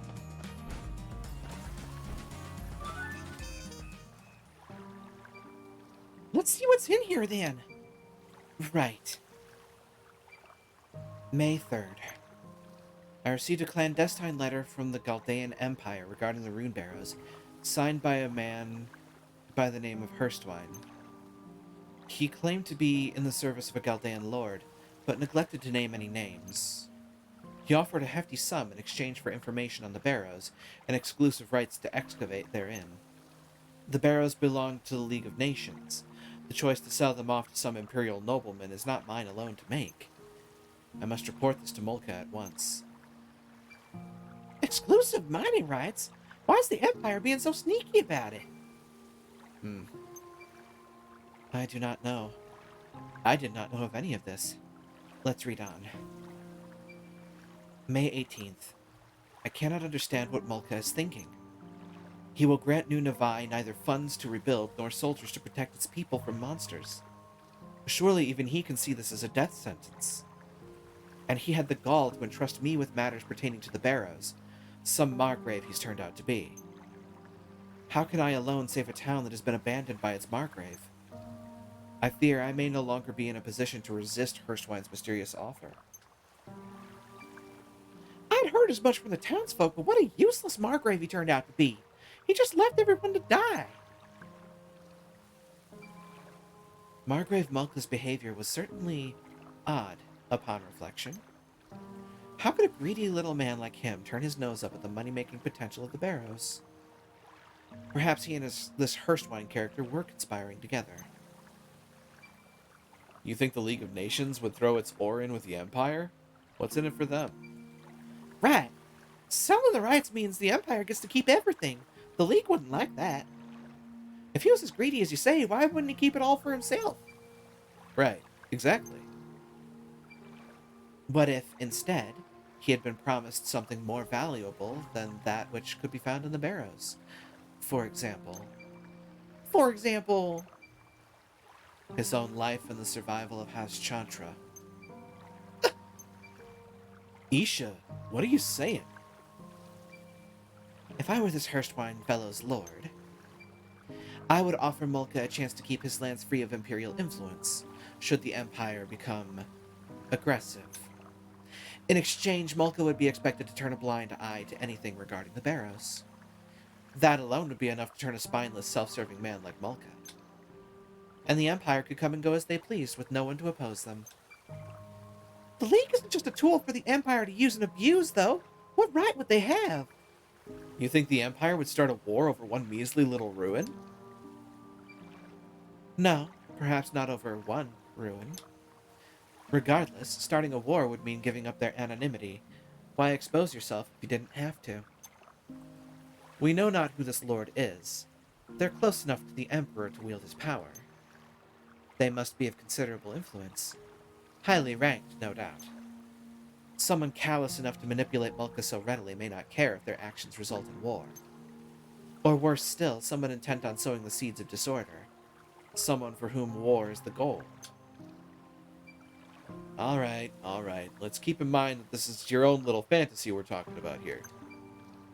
Of course, but it would explain Mulka's behavior. And if I'm right, the person behind it must be more villainous than I can even imagine.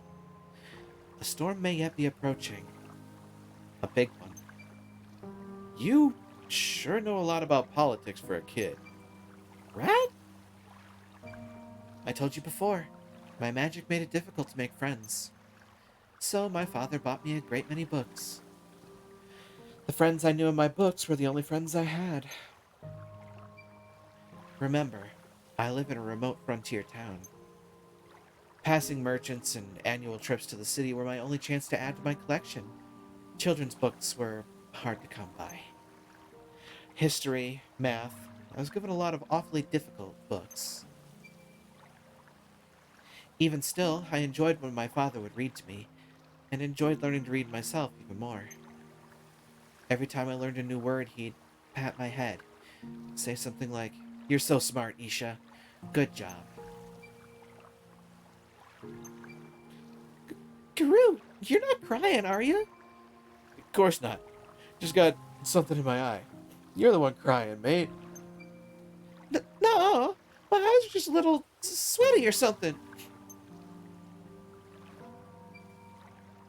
You know, if Isha is right, why does this lord fellow want the treasure in the barrows so badly anyway? That I do not know. But according to my father, they also wanted information. Is it possible they didn't know what was down there? But they must have been looking for something. Something? Something. Anything. I don't know. Let's keep reading. May 23rd. Today's General Assembly could not have gone worse. My proposal to send an expedition into the Barrows was opposed fiercely by the town elders. Something about a sorcerer of legend. Shiva, in particular, was very vocal in his disdain for my idea. Not surprising, given what he knows about the Barrow's blessing. Even so, there's no going back now. The pact with Hurstwine has already been made. I've heard the Empire's research into magic has been progressing well. If they would just lend us their support, I'm sure we could find a way around that damn blessing. The Barrow's blessing? What could that be? Treasure. I suppose my father is my treasure. Growing up with this magic and this hair, everyone around me seemed unnerved. But my father always stood by me, even when no one else would. He told me this power was a gift from the land, encouraged me to be proud of who I was, of what I was. I was right. Just like the citizens of Old Navai, and those monsters, I'm one of that sorcerer's experiments. Wait, we don't know that yet! She's right. There's more to read. More. The next entry is about the expedition into the Barrows. May 28th. While searching the Barrows, we came upon a four-legged monster. Iron legs, no less. Except for me and Kukrit, who I believe may have escaped, the rest of the expedition team are dead. Forgive me, everyone. I am wounded, perhaps beyond hope. Isha, I'm so sorry for leaving you alone in this cruel world. You are and will forever be my one and only treasure. I wanted to solve the mystery of these barrows and free you from their blessing once and for all. My dear, dear daughter, I pray that your life be long and rich with happiness. Isha, are you alright? If this diary is to be believed, my father is already... In that case, who have we been chasing all this time? Okay, take it easy. We don't know yet. Save your platitudes. Look, all this blood. Father, were you in the barrows because of me? Isha, life isn't always as simple as a treasure hunt, right? There'll be hard times and harder times again. There'll be times when you just want the earth to open up and swallow you whole. So never feel bad about falling to your knees if that's where the world's pushing you. Cry till you can't cry no more.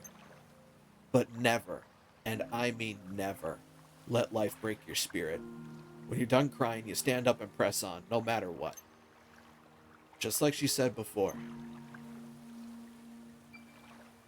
Now that sounds like an adventurer. It's important to learn about your limits, and about what to train in advance, and about preparation, of course. But to me, it's iron will that makes an adventurer. The unbreakable determination to press on, find the treasure, and make it out of any situation alive no matter what.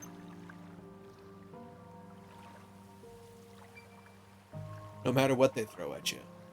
If you can stand up on the other side of it, then you've not lost yet. The treasure that'll make it all worthwhile is in front of you, not behind you. So you gotta get back up. Isha, if we're ever gonna know the truth, we'll have to find whatever that was in the barrows. But we already searched the barrows. Father wasn't there. Take a look at this. What is that? The last page of the diary. The mayor drew this, didn't he? Father was an earnest researcher. This looks like he copied an old map of Navai. And if this map is right, there's a menhir in the plaza that'll take us somewhere we haven't been yet. Menhir? In the plaza? What are you... Oh! Yep! Shiva's clock tower. Old Shiva and his old pals built that clock tower around a menhir. The people of Old Navai must have done it after they sealed the sorcerer away, so that no one would ever go back to that part of the barrows. The mayor we saw is there. I just know it. My scavenger sense is telling me so. Sense, huh? Her scavenger sense is nothing to sniff at. Mercs have it too, you know. Instincts. Honed through years of experience. Okay. I'll believe in your scavenger sense, CJ. We should find Shiva, ask him about the clock tower, and about this Barrow's blessing.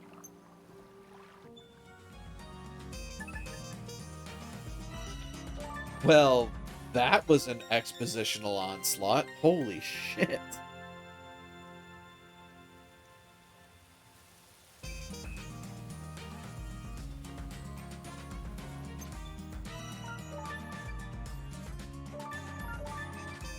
Talk about dropping a piano. Good God. Whew.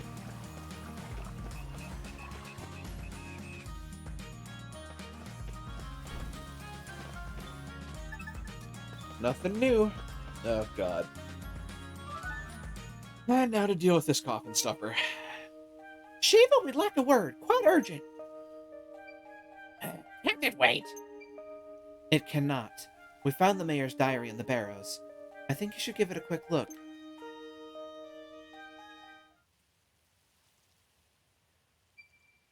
Doxa, how could you be so stupid as to let the Empire make such fools of us? Shiva, please tell me everything you know about the Barrow's blessing. Forget about that, you hear? There's nothing anyone can do about it now anyway. Shiva, please. Please tell me. You'll wish I hadn't. In this town, every few decades, a child is born with a raw lens inside their body. These children all have azure hair, and they're all born with a natural ability for magic. So that's why Isha can use magic. Hey, you got a raw lens, all right, inside you. I knew it. These azure-haired children are often skilled mages, but they don't get to enjoy it for long. The lens fills them with power and corrupts their bodies. They don't live to see adulthood. No. Why? Why Isha? Why only Isha? I'd wager it's because she's gifted, knowledgeable, but I don't know. Damn it. As far back as I can remember, the townsfolk called this the Barrow's Blessing. Of course, the youngsters don't know about it. Only Doxa and the other elders know anything about it. Shut up! You're wrong! You must be wrong! That's not a blessing, it's a curse! You want me to take these lonely, suffering children, look them in the eye and tell them they're cursed? Oh, sure, that would help. I didn't... No, The ancestors couldn't end it. Nor could I. Nor could Doxa. And have you tried everything? You've tried absolutely everything to break this curse, have you? If Doxa had any other options, he'd never have made the deal with the Galdeans, would he? I see. So that's why Father ignored your protests and proceeded with the expedition. And you tried to keep me from the Barrows because you knew I had, well, not long left to live. I just wanted you to live your life in peace. That's all. Do you ever forgive me, Isha? Isha, look at me. Don't listen to another word of this. Thank you, Shiva. It would appear I've misjudged you. Look at me.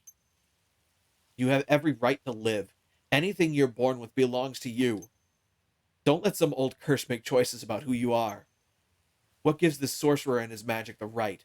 Just wait till I get my hands on him. The sorcerer?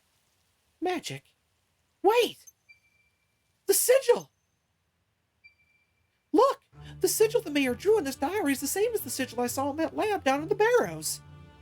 The monster in the hologram got trapped in the sigil, then the sorcerer pulled the raw lens from its body. And what? You don't think it's odd? That sorcerer was supposed to be sealed away hundreds of years ago. But still, every few decades, right here in this town, a child is born with the blessing. Even though the sorcerer's been locked away for much longer than that. You mean... Doxa said something similar a long time ago. He didn't think the numbers worked. Exactly! Isha! Shiva! There's no sorcerer down there. Just a spell that's casted itself over and over. In the vision, the old Nevian who fought the sorcerer wasn't alone. The sorcerer performed a transmutation spell on all of them and grew raw lenses in each of their bodies. He said as much, didn't he? The grade of the lens is determined by the amount of magical power within the subject. Exactly! Something with a lot of magical power could grow a high-grade lens if the transmutation spell was given enough time. But monsters like that don't come along every day. So instead of one big guinea pig, he tried it with many, many small ones. Exactly, Guru, exactly! He sacrificed the old Nevians to try and mass-produce raw lenses. What a villain! Old Nevians must have been better with magic than the town folks around here are today. That's why I was able to get several lenses at once out of him. And of those people, some realized what he had done and sought revenge. His own creations turned against him. But the spell was set up so it would work even when the sorcerer himself wasn't there. Kept going by the sigil in this drawing and that humongous lens we saw. That's why I was born this way. It makes sense, doesn't it? That's the reason for Isha's lens, the sigil under the town. So it stands to reason if we head to the ruins under the plaza and smash up that sigil, Isha's blessing might just break too. Not might, it will. It definitely will. Isha and I didn't get off on the right foot, but she's my friend. No, my treasured friend. We had to try to save her. CJ. Nothing more to say, is there? Let's get down to them barrows and bust it up. Guru. Gramps, this clock tower used to be a menhir, didn't it? It did? Wait, I do remember the elders mentioning something about that when I was little. The clock tower was built from a massive stone that had fallen in the plaza. I knew it! Wasn't there an indent that a rune lens could fit into somewhere? That's the only way to power a menhir. You're right. I saw it myself. The stone inside the tower has a ridge just the right size for a lens to slip into. Where? Where? It's a hollow at the bottom where the driving weight descends to ring the bell. There's no way to get you in there, though. Why not? The gear that connects the driving weight to the transmitting mechanism is broken. No matter how many times I wind the drum, neither the weight nor the hands will move an inch. If we can't get that weight to move, we can't reach the hollow. I'm lost. We need to rebuild the gear to get the clock tower to work. Until it works, we can't reach the menhir. Is that right? Yes. Why didn't you just say that then? Alright, so let's go get a new gear made. Easier said than done. It's a big one, and it has to work with the other gears and pinions, too. It's gotta be exactly the same as the original. There's no one around here who can make it. Where can we find someone who can, then? In the capital. That's quite a trek. Or Galdea. The Empire? The Galdean Empire is a thriving mechanical industry. Surely one of their machinists can make it. Forget it. That's even further away. Capital it is. Why can't the smithy take care of it? Tatara's good, you know. I wouldn't know about that. Well, let's go ask him.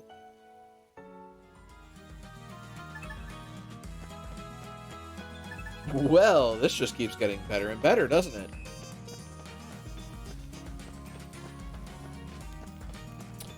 Hi, Tatara. Tatara, we got an order for you. What's the matter? You didn't chip something again, did you? Thankfully, no. I do have something I really need your help with, though. Probably quicker if we just show you. Do you mind coming with us to the clock tower for a bit? Mysterious. Well, I can't say no to you guys, can I? Head back to the plaza and I'll follow you over in a few. You have my thanks, Tatara.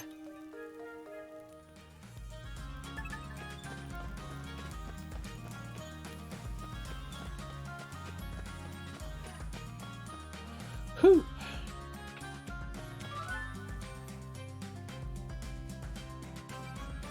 Tatara!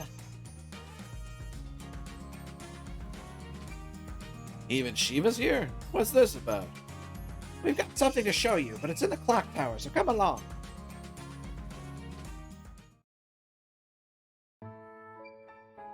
Watch your step now. So this is what the inside looks like. Oi, get a move on, will you? Whoa. This machine room's the beating heart of the clock tower. Here you'll find the gears that keep everything moving. Tatara, we need you to build us a gear that will fit into this mechanism. Huh? You want me to make you a gear? Oh, please, Tatara, we really need it. This type of work doesn't typically fall into the category of blacksmithing. It doesn't? Making weapons and equipment is based on forging, basically bashing metal with a hammer. This kind of intricate, finely detailed metal is made through casting, pouring molten metal into a mold. I'm afraid I've never done any casting before. Oh. Ah, come on. If you've seen one metal slab, you've seen them all, no? Don't tell me about my trade, bucko. The tools needed couldn't have been more different. Which is it? Let me have a look.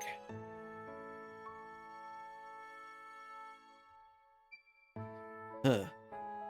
Interesting. I'm afraid I have absolutely no idea how this works. Looks like a headache to me. Do you still have the broken gear from before? Just over there. Huh. Chipped, but mostly intact. Might be able to make a mold after all. Gonna need a big container to melt it down, though.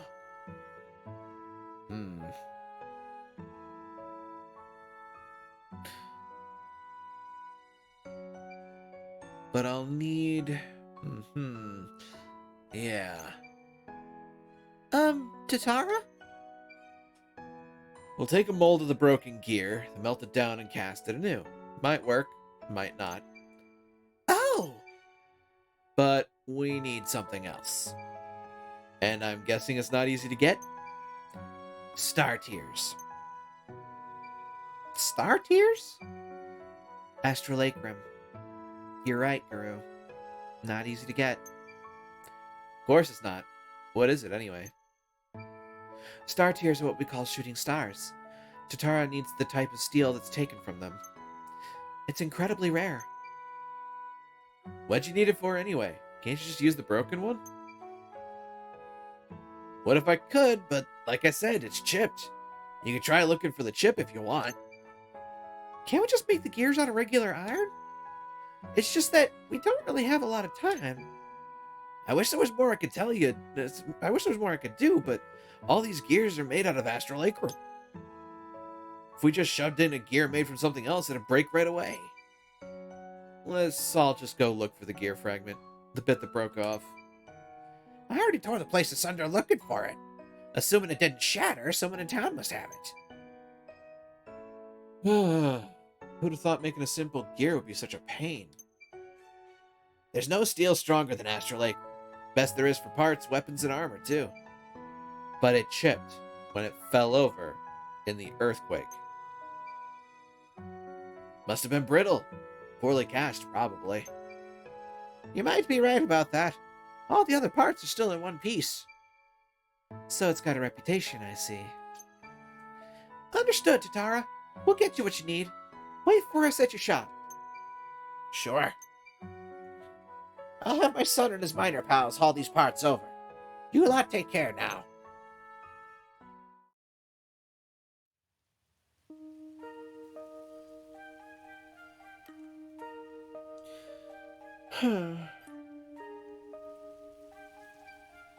Hi. Do you know anything about anyone who might have taken anything from around the clock tower?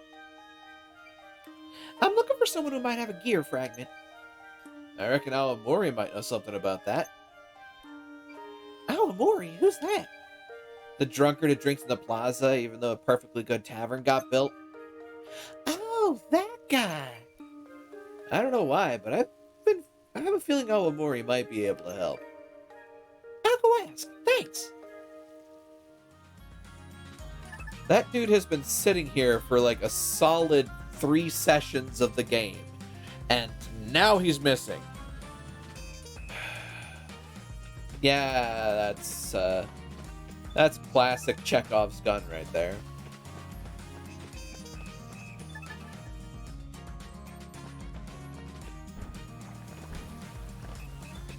Well, goodness me. Now I need to find Awamori. Where might he be? Not here for starters. Outlander Lane? Starita. Oh boy.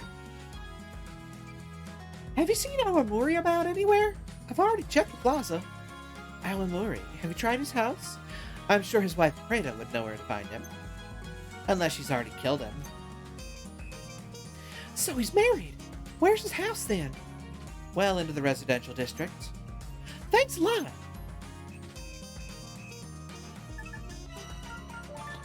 Let me guess. Residential district interior? Hi, Preda. Oh god, we did a quest for her earlier. You're Preda, right? Is Awamori home? Course he's not. Day in, day out, that old lout just drinks himself silly and never comes home. I'm finished with him. If I ever see him again, I'll string him up the eaves by his underwear. Woo! Let's take a breath, Preda. No good drunkard. Death's too good for him. I kind of need him alive, though. At least for now.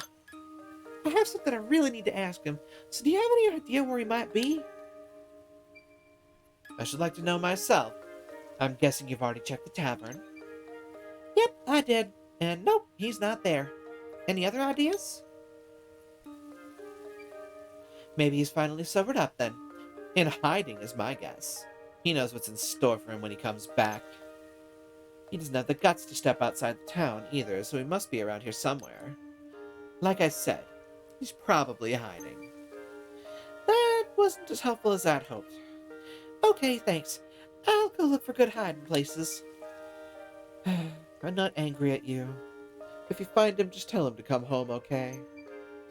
And if he actually comes home, I'll string him up the eaves by his underwear. Got it. I'll let him know.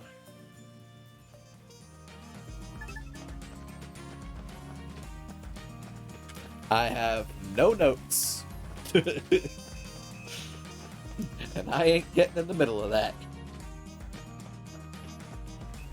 See, I'm occasionally smart. Occasionally.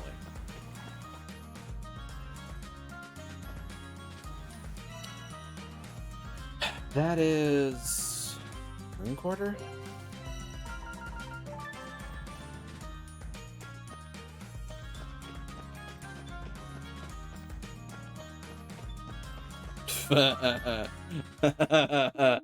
Wow.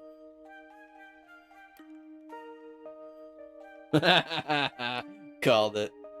Awamori, I finally found you. I'm sorry. Don't tell her I'm here. If you don't want me to tell Prada where you are, answer some questions. Sound fair? Anything. Go ahead, ask me anything. When the clock tower fell after the earthquake, did you see anyone take an iron-looking thing from around the big plaza? No, I don't know about that. Not me. So you didn't see anyone picking anything up? You know, the last time I woke up in the plaza in the dead of night, I might have seen someone with something shiny. Shiny? What'd they look like? I was half asleep. Besides, the only light was the moon. I couldn't see them clearly. You gotta remember something. If you don't, I might just have to pay Prada a visit. Skinny! He was skinny, and he had a feather on his head. A feather? Like on a hat? What else? It might have been a hat. His head was a funny shape, though. Don't remember him having a neck. Skinny with no neck. Was he wearing a scarf by chance? Yes. His neck looked fuzzy, all right, and I think he had something in his mouth. A pipe, perhaps? No, sharper than that and pointed downward, I think. Ah! When he took the shiny thing, his eyes got all shiny, too. I think I might know who it might be. Thanks, Awamori. Don't tell Frida where I am, okay? I've got nowhere else to go. She asked me to tell you to go home, but apart from that, I'm staying out of it. She asked you to what? She said she won't be mad, so you should go home. But if I go home, she'll... String you up the eaves by your underwear, yeah. I'm not going home to that.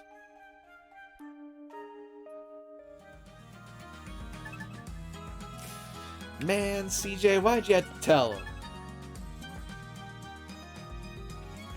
Sometimes people do, in fact, need to take their lumps in life.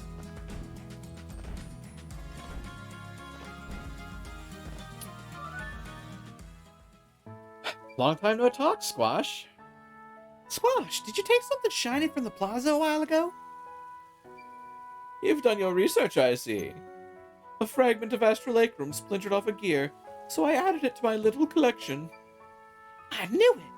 That's a gear fragment from the clock tower. We can't fix it without that piece.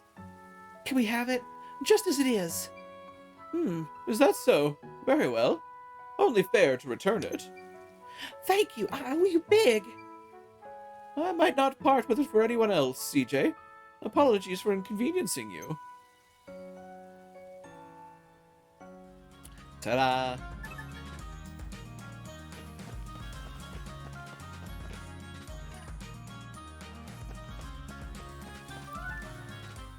This has been a hell of a run around. Tatara, I've got what you need. Nice work. I'll start the casting right away. To start with the Crucible, so come back in 4 or 5 days. Got it. Thanks, Tatara. 4 or 5 days later.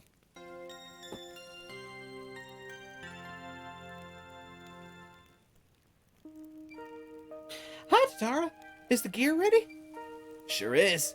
Not bad for my first time casting, if I do say so myself. You're my hero, Tatara. I can't thank you enough. Oh, stop. Besides, it was pretty fun to try casting. I think I can expand my services thanks to you guys. If you need anything else cast, just let me know. Will do. We got all we need for now, but if anything comes up, we'll swing by. Thanks for the hydrate. Lord knows I'm gonna need it.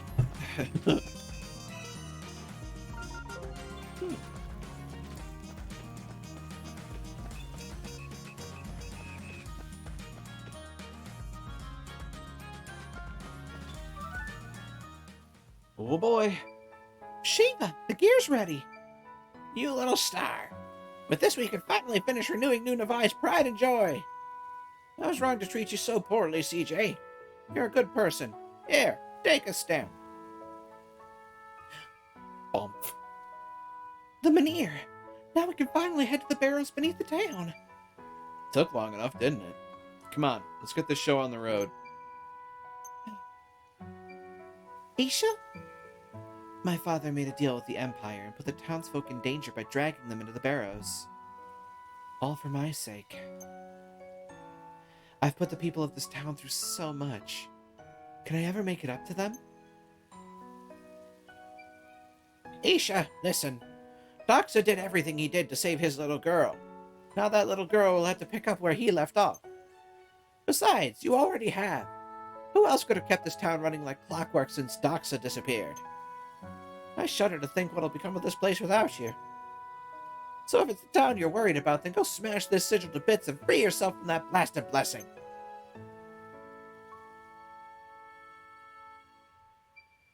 Shiva, thank you.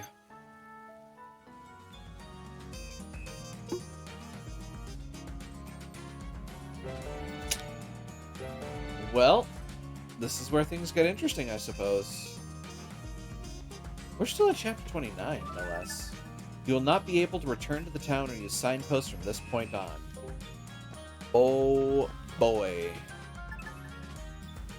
There is nothing else to see there, but this is the point where I check something quick and then make, yeah. Alright. I'm gonna go make a save quick. Because, yeah. This is where things get interesting. And I'm actually gonna put that down here in slot 2. May as well. I believe this is the final run-up.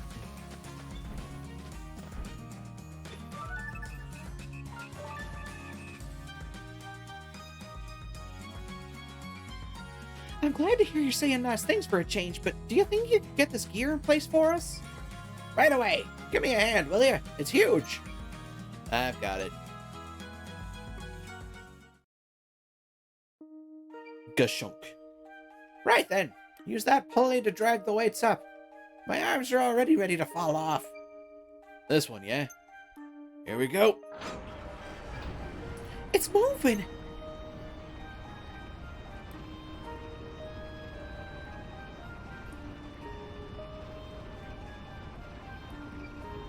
The weight is rising.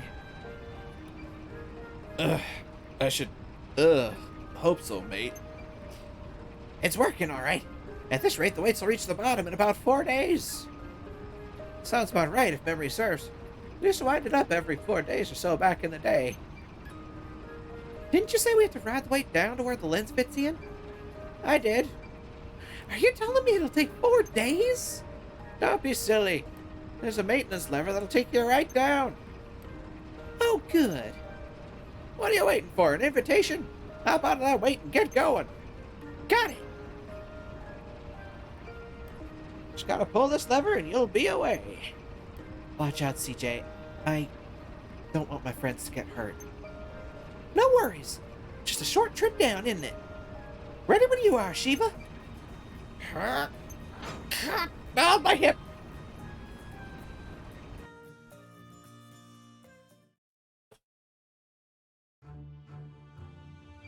Wow.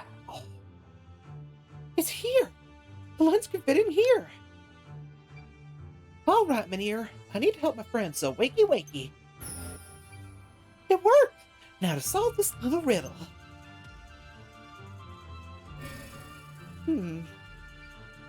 Yes. Time to smash that sigil up good.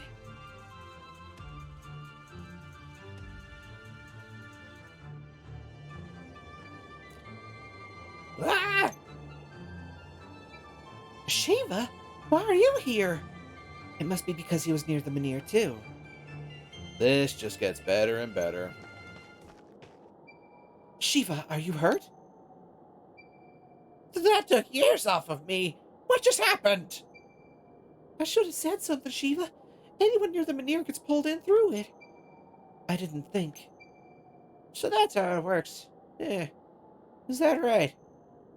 I had to stock up on some black pearl eggs to get those years back. Hold on. Are we in the Barrows? Well, I never. This is... You guys have had this place all to yourselves all this time? He's changed his tune. Amazing what a change of perspective can do, ain't it? Well, it is quite striking when you see it in person. So, what do we do about Gramps? Can't drag him along behind us, can we? Even if we wanted to send him back, I don't see a Mynheer around here anywhere. We can hardly leave him here. He'll have to come along. This just gets better and better.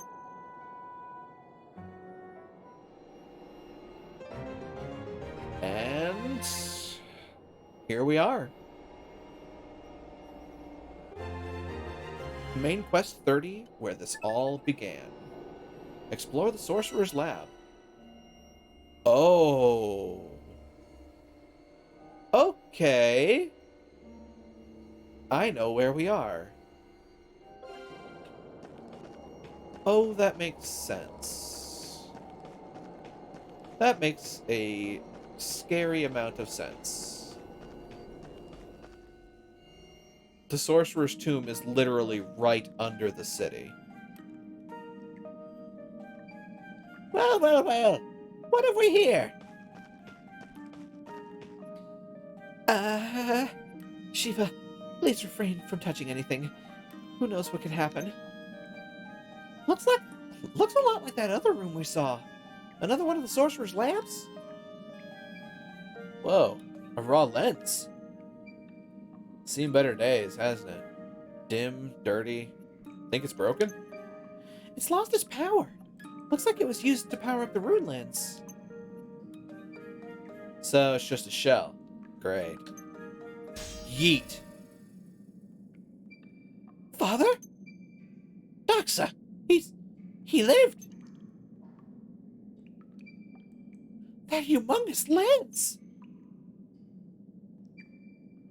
It worked. All those raw lenses from the monsters in the ruins. Their power. It's working. Finally, through transmutation, I can turn these raw lenses into something greater.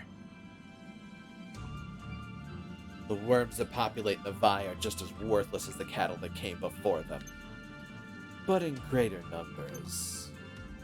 If every one of the worms were to produce a raw lens, I might have enough magical power to learn the truth of the rune barrows. If not, I'll just wait for new worms to seep in and do it all again. Yeah.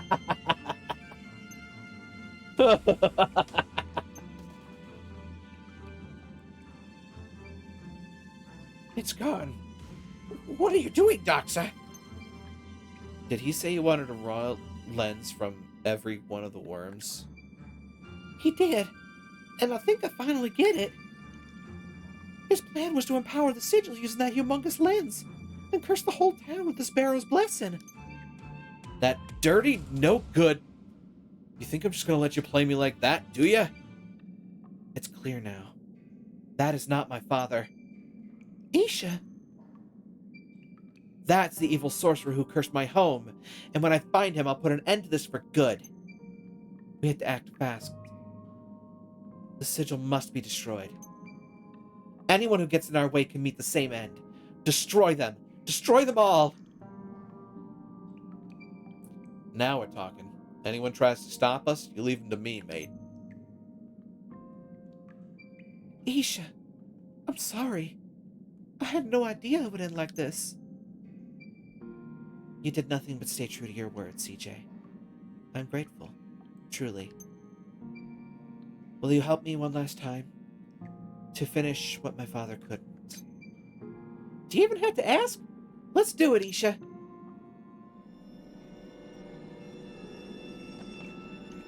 Well, then.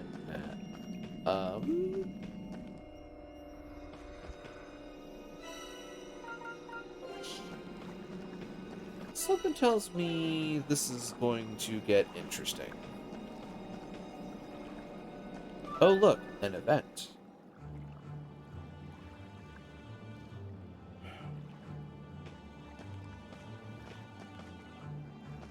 You look important. Who are they? Lance bandits. I thought y'all gave up and ran away. We haven't heard from you in quite some time. I couldn't help but feel like perhaps my presence was required. That enormous lens is up ahead, is it not, Guru? And who's he? An Imperial dog. Same as me. What? I must thank you, young ladies, for assisting my compatriot. As your services are no longer required, I shall permit you to join your fallen Nevaean brethren here among the rubble. Hurstwine, I presume? The Imperial who made a pact with my father? Is the Empire in the habit of sending rogues to cause trouble in neighboring territories now? Tax evaders, no less. I thought an empire would at least show some semblance of dignity. Have you no shame? How dare you? Oh, I don't know. Riding on coattails and taking what's not yours sure sounds imperial to me. Not big and bold enough to come get your own treasure, no. A leech is all you are. I will not be spoken to by some lowly ore-stained street urchin. Guru, take care of these savages at once.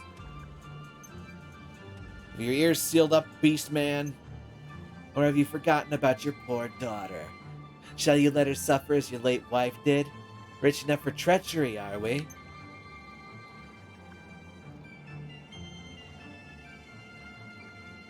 Eliminate these gutter snipes and go fetch me that enormous lens.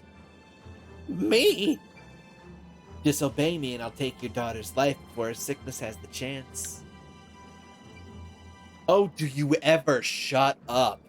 If you want to punish me, you're free to try to luck here now. I'll have your head back to your mates in Galdea before you get anywhere near my alibi.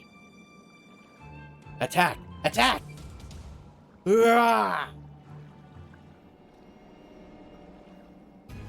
I'm gonna enjoy this.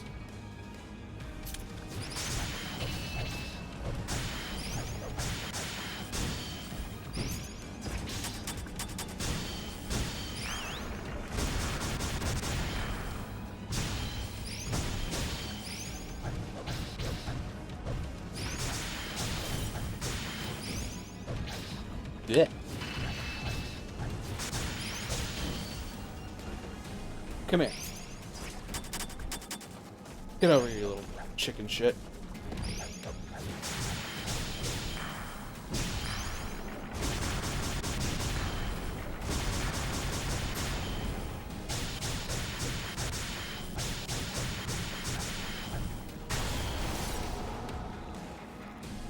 Like I said, I'm gonna enjoy this.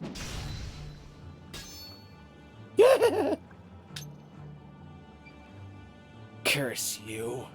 You're nothing. Howl all you want on the other side. What the? I can't see a thing.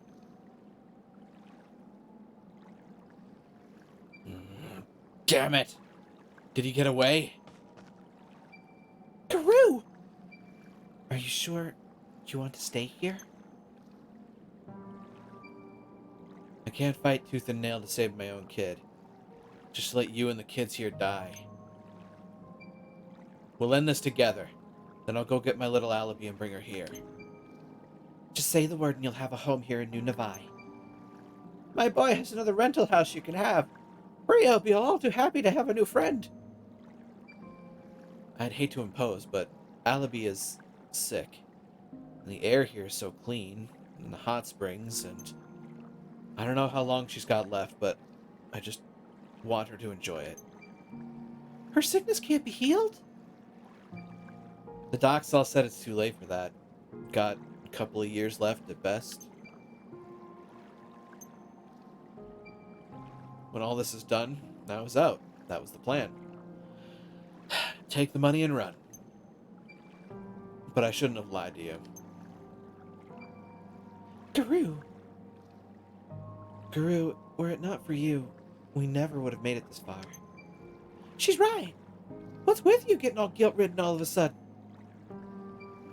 You think you got room for one more here, Isha? I think I'd like to stay myself. Of course. How foolish would I be to force out a friend? I never thought I'd have one, let alone two.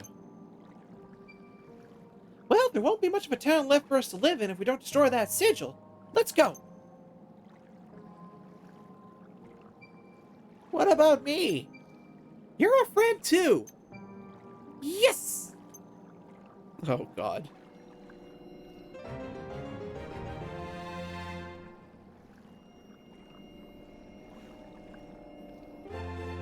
Main Quest 31, The Final Battle. Find the sigil. Gee, I wonder where it could be.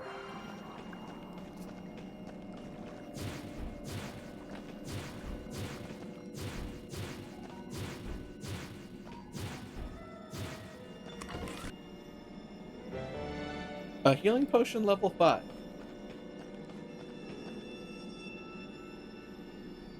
Should I be worried that they just gave me the highest level healing potion possible?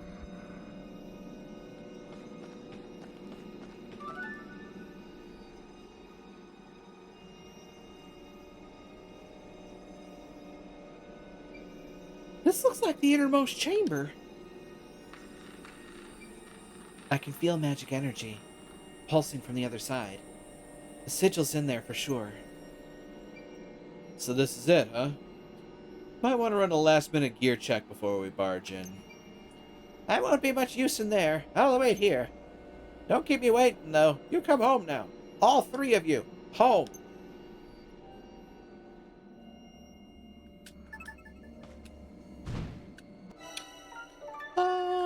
Yeah, about that. I don't need the extra stuff, so...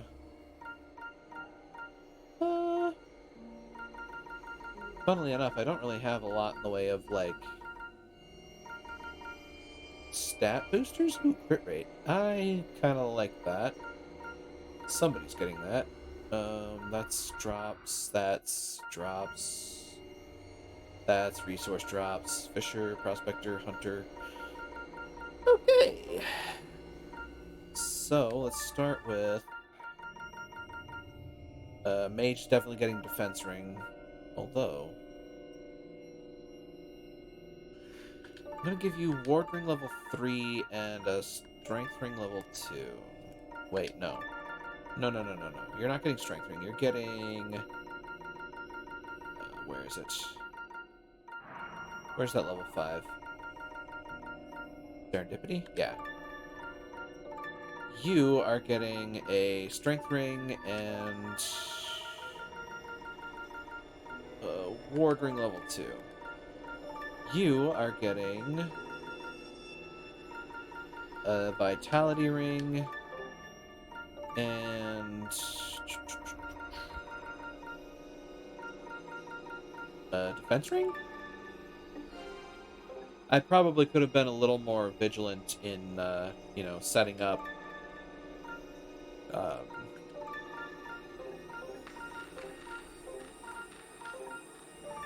setting up accessories, getting those made and whatnot. I'm gonna start her off with an ice rune because, yeah, reasons.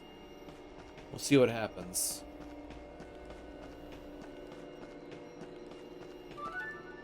Dear God, this place is massive.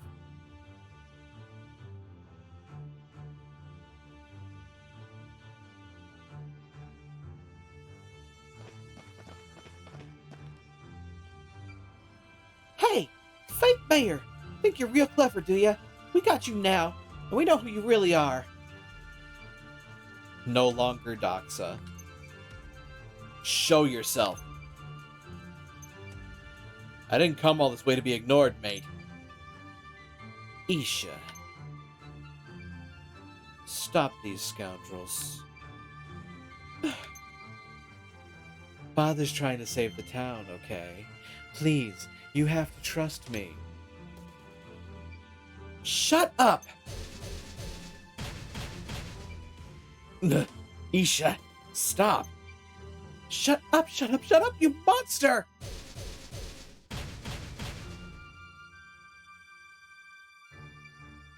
You call me a monster? You, who would murder your own father? Look upon your monstrousness. His body blooded, his bones broken. Wow. That's actually kind of grim for a game like this. Your beloved father. He was in much worse condition when I found him, of course. You're a monster, all right! Damage this body all you want. I feel nothing. You cannot hurt me. You have no power here.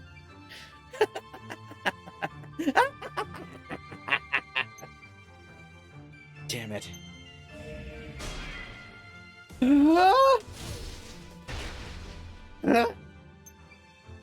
I'm ready. CJ, Guru, don't hold back. So the worms have turned. Very well. It's too early to harvest you, but I'll let you entertain me for a while. Then I'll dismember each of you and pull raw lenses out of your lifeless husks.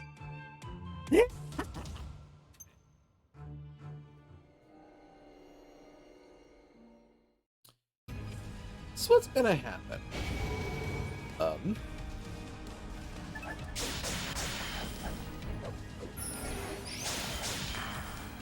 No.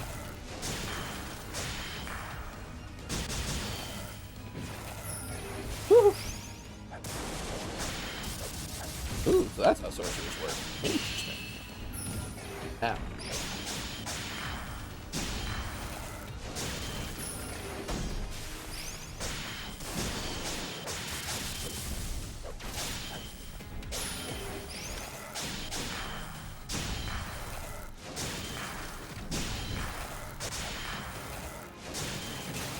Ow.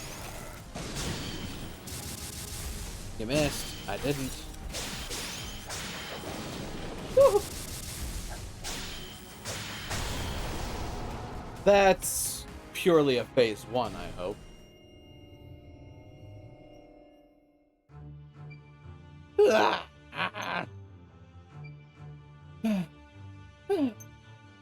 Father, I have avenged you. Isha! Ha! There's life in him yet. How fun. I haven't enjoyed myself this much in 300 years. What's happening? His power's increasing exponentially. Your animals have freed me of my physical form, so now I can be so much more. I never imagined a simple soul extraction could give me so much power. Gather my failed experiments, those who died here needlessly. Come to me and feed my power.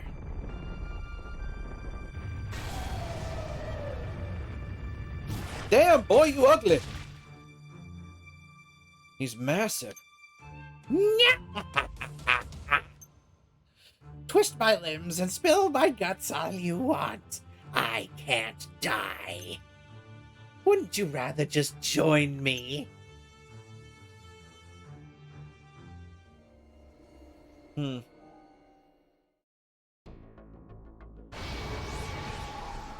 Oh boy.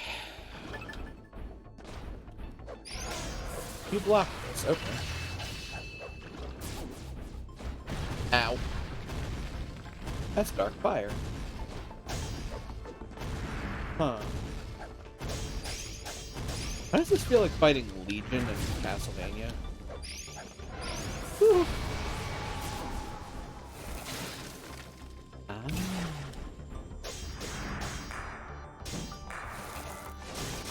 Because it is like fighting Legion in Castlevania. I get it.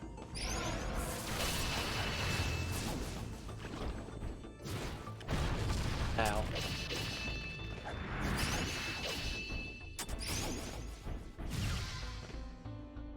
Come on. Damn it. Good point. Ow.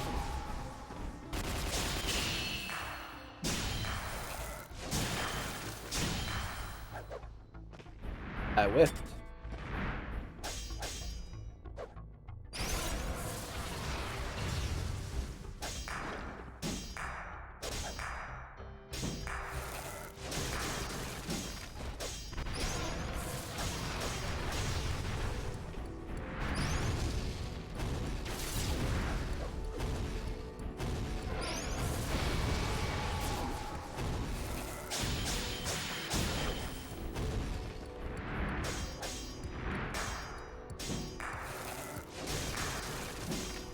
With enough dedication, I can actually eat through this thing's shields early.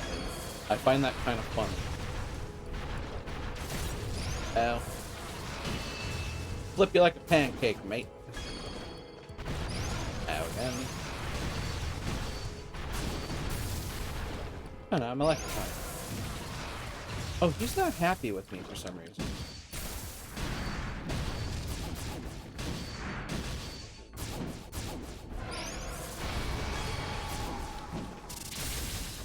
Ow.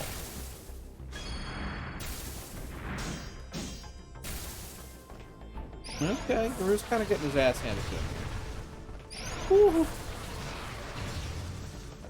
I need to be able to dodge.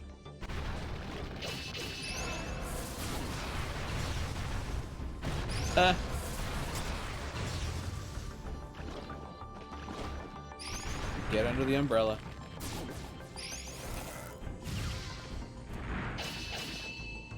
All right, buddy.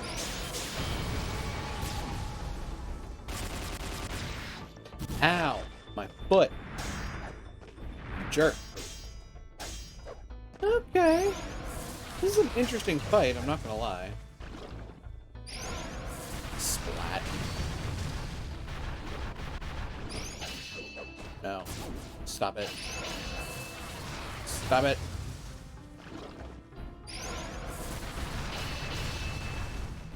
Ow. Alright, throw your little tantrum.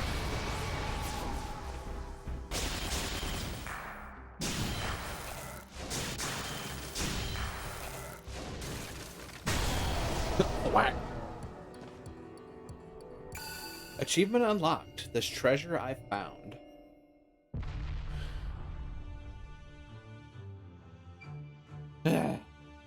Fools!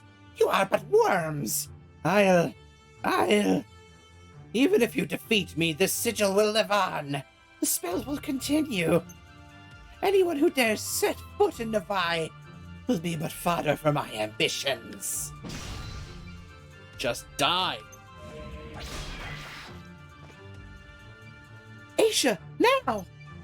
Be gone! Be gone! My time is up. This is the end.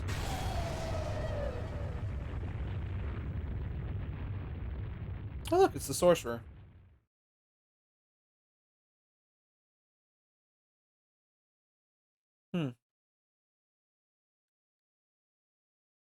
Why, that's a body.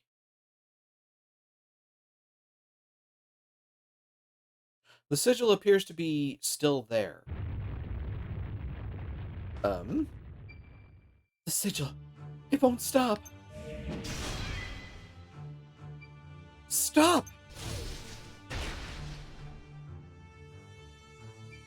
It's no use. What can we do?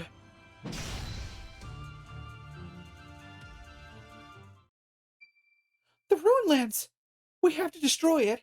Its power in the sigil. But that's what you came here for. You need a treasure to take home. I already got what I came here for. You, Guru, the townsfolk, New Nevi is my treasure and my home. Hello, Matt. Welcome on in. Just in time for the finale, actually. Hope your evening is finding you well. And there ain't no bigger treasure than that. Isha, Guru, you with me? CJ. Till the end, mate. Full power! The evening is far too warm. Yeah, I can agree to that. Ooh. That sounded final. Some weeks later.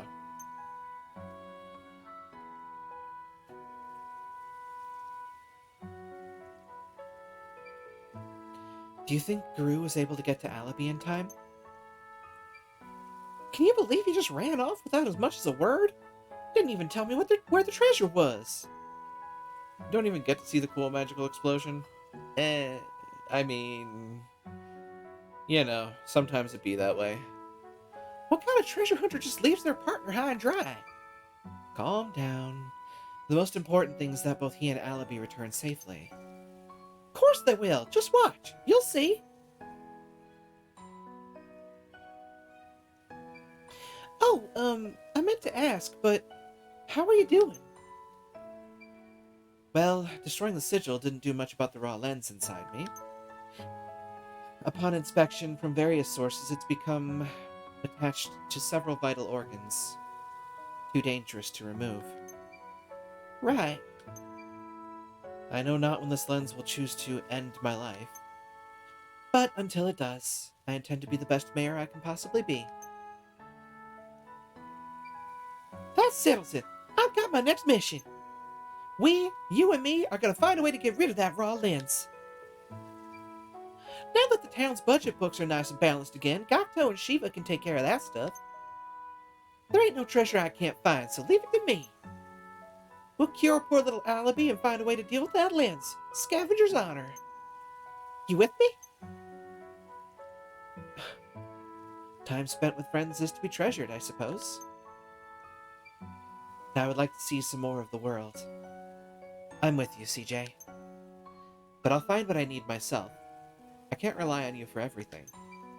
Whatever you say. How we doing, ladies? Miss Mayor, I got a question if you don't mind. Merchant swung by earlier to deliver a letter. I ain't heard of no one by the name of Crown Jewel, though. Got any idea who that might be? Shh! Not so loud! One ton it. Don't tell me CJ is... Short for Crown Jewel? Well, so what if it is?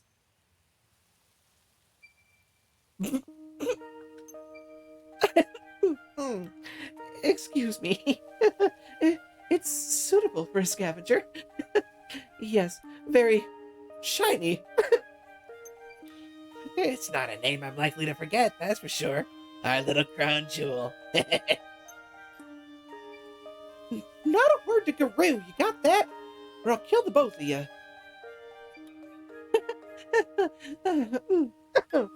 Of course, of course. Not like I can do much about it. My family names all their kids after treasures, if you must know. That explains the sender's name being Gold Digger, I suppose. Crown Jewel gets a letter from Gold Digger. For a spell, I thought the youngins were playing a prank on me. Gold digger? My dad. I sent him a letter along with my stamp card. Told him the stamp card was the treasure I'd found for my rite of passage. I guess this is his reply.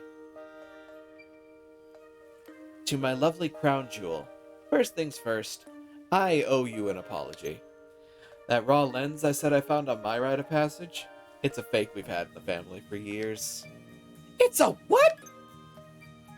Don't be too angry about it. The rite's not really about treasure in that sense. It's about learning what's important to you. In my case, the treasure I found was your mom, and then you.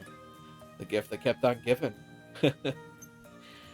From what I read in your letter, it seems like you've done pretty well yourself. You made your old dad proud, sweetheart. Whenever you feel like coming home, we'll be right here. No matter how far this world takes you, you'll always be my pride and joy. My priceless treasure. Lots of love, Gold Digger.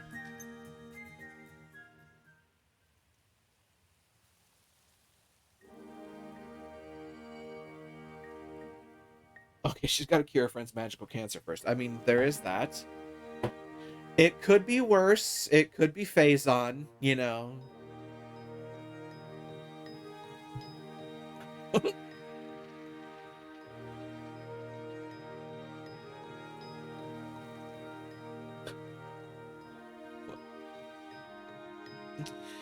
Yeah, you know, it's just destroy the seed. Or, you know, pump out enough raw energy from the arm cannon grafted to your body that you use up all the energy. Including some of your own cellular energy.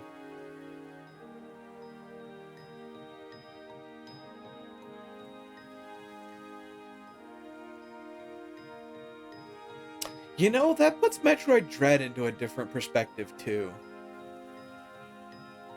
But that's spoilers, methinks. Or at least spoiler territory.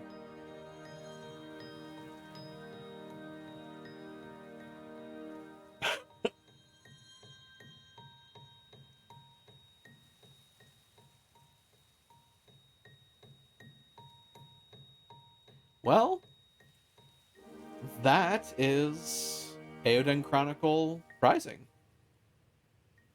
Yeah, we do need Prime 4. I am very much looking forward to Prime 4. I would like a Prime 4, please. Give it to me as soon as you can. I should try to find ways to play through the Prime Trilogy, too. Just, you know, cuz... Yoshi Chief pointed out... Yoshi Chief played a randomizer of Prime 2 Echoes a while back, as I recall. That was fun to watch. Jahangir Ansari. Akishu. Chiharu Tsutsui.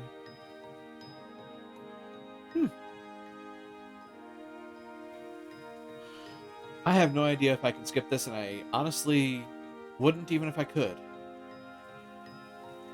There are ways to play the Prime Trilogy on PC with mouse and keyboard. Ooh. That is actually tempting. Considering, I mean, they are effectively first-person shooters, and mouse and keyboard is a pretty decent control scheme for stuff like that.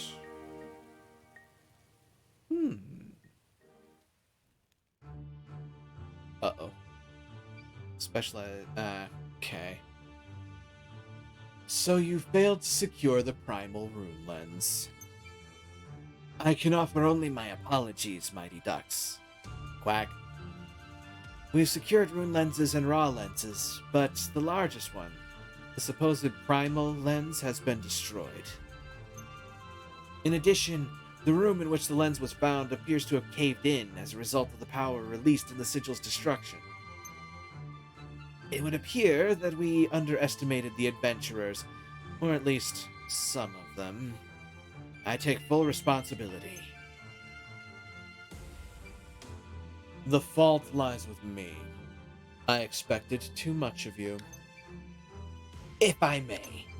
You may not. My lord, I just... Hurstwine. You obey me, not your own selfish whims. Leave.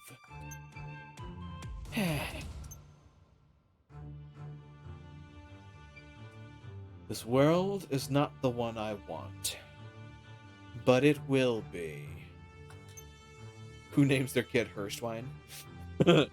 Yeah, you know. Critical mastery received. Impossible luck received. Post-game data will be created. By loading this, you can replay the game from just before the final battle. Huh. Hold on, I want to look at that quick.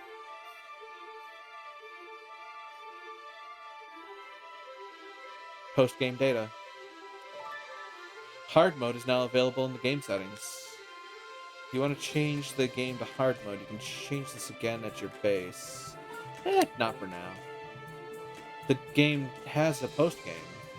I am kind of wondering if there are super bosses. I'm on the black card now, and then now that we're here, actually, wait a minute. Hold up. Hold the cell phone. It's free. Oh yeah, look at that. Difficulty. Cool. Verifying save data. We will put this here.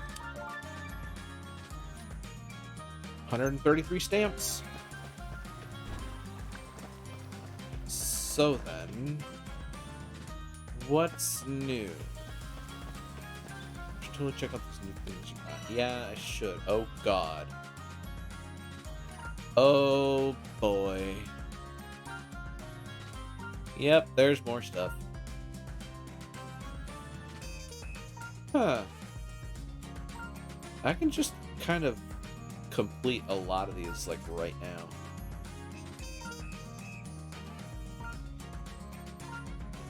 Funny how that works. Nuts. That's a lot of side quests. Holy shit. Good god. Do we really want to watch me go through a whole bunch of side quests again, or do we think this is stuff that can just kind of be left to its own devices?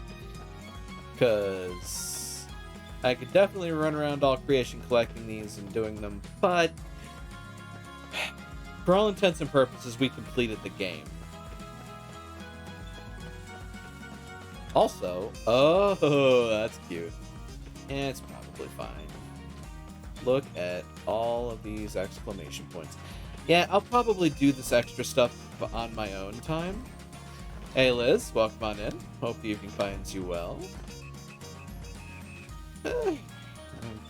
Maybe, but I don't know for certain, so I cannot say for sure. Now, exit game.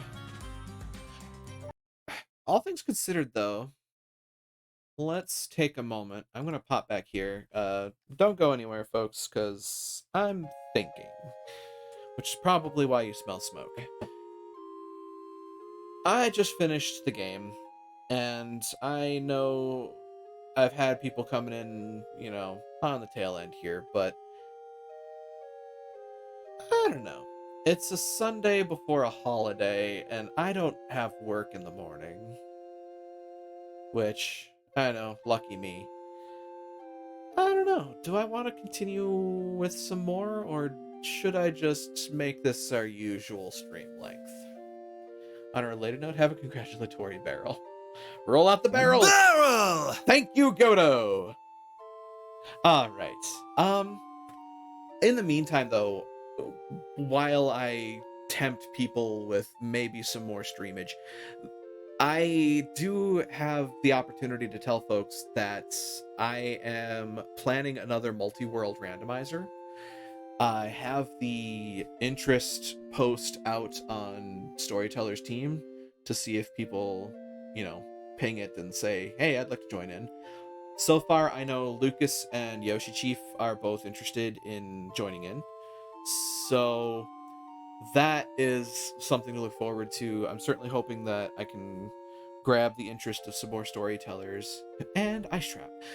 Yeah, that's gonna be interesting. Already signed up? Yes, you are. I got you Fox reacted and everything. You got the official Fox stamp. Just uh I should probably see about pushing a little tiny bit more just to make sure that people see, hey, I remember y'all said that you were interested, so I got the post up in co-op opportunity. Y'all should take a look at it. Um Beyond that, I'm not going to be obnoxious about it, of course, but I am going to make sure that people that wanted to see it see it. And yeah, I'm definitely looking forward to getting that underway. That said, I know the devil's definitely going to be in the details, especially when it comes to coordinating time. However, from what I've noticed, most of us are able to kind of shift into that noon on a Saturday for a particularly decent run day and time, just because at that point, everybody that's over here in the North America side is awake and able to move, and we're not starting at midnight in Europe. So we're not, leaving our European storyteller brethren high and dry. And that's really the biggest thing about planning and timing and all that, is really just making sure that I'm not forcing anybody to stay up way past their bedtimes. So that's by and large the big thing. The other thing is that we are most certainly, at least I would like to, use Archipelago again for it, simply because it is a very decent amount of quality of life improvement for multi-world, especially for folks that are not really that well versed in either multi-world or randomizer. And also, it has all these wonderful games that people can set up and play together. So you don't have to be a Zelda rando runner. You can run anything that's on that list, including Minesweeper, of all things. Or, an idle game. Literally an idle game. You don't do anything. You just wait. If you really want to. It is a lot more user-friendly than your typical multi-world fare, especially the original Legend of Zelda multi-world rando setup is... It's a Todd Howard special. It just works, but it's a bit unrelenting when it has problems, where Archipelago kind of covers some of that and makes it less kludgy. Although, funnily enough, it does use roughly the same connection Lua that... Actually, it uses the exact same connection Lua that the original Ocarina of Time rando does. I want to give Super Mario 64 a try, but the setup... Oh... Yeah, I've heard that the setup for Super Mario 64 is interestingly jank for the randomization, which is funny considering, you would think that it would be kind of simplistic to just, take those reward stars and plonk them out with something else, but apparently it's a little involved. That said, they also include Super Metroid Zelda 3. They include StarCraft 2, Subnautica, Super Metroid, Time Spinner, VVVVVV, Minecraft.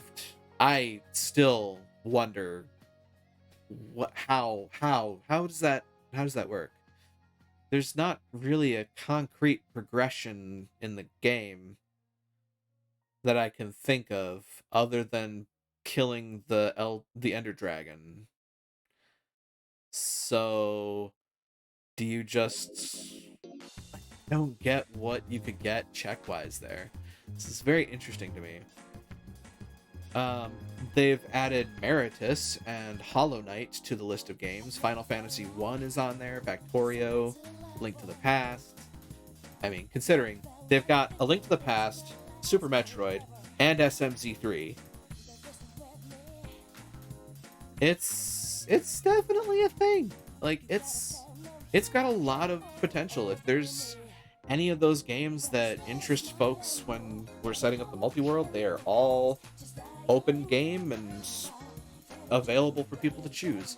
And that's part of what I like about Archipelago, just for the sake of it. Final Fantasy 1 is still in beta. Let me see.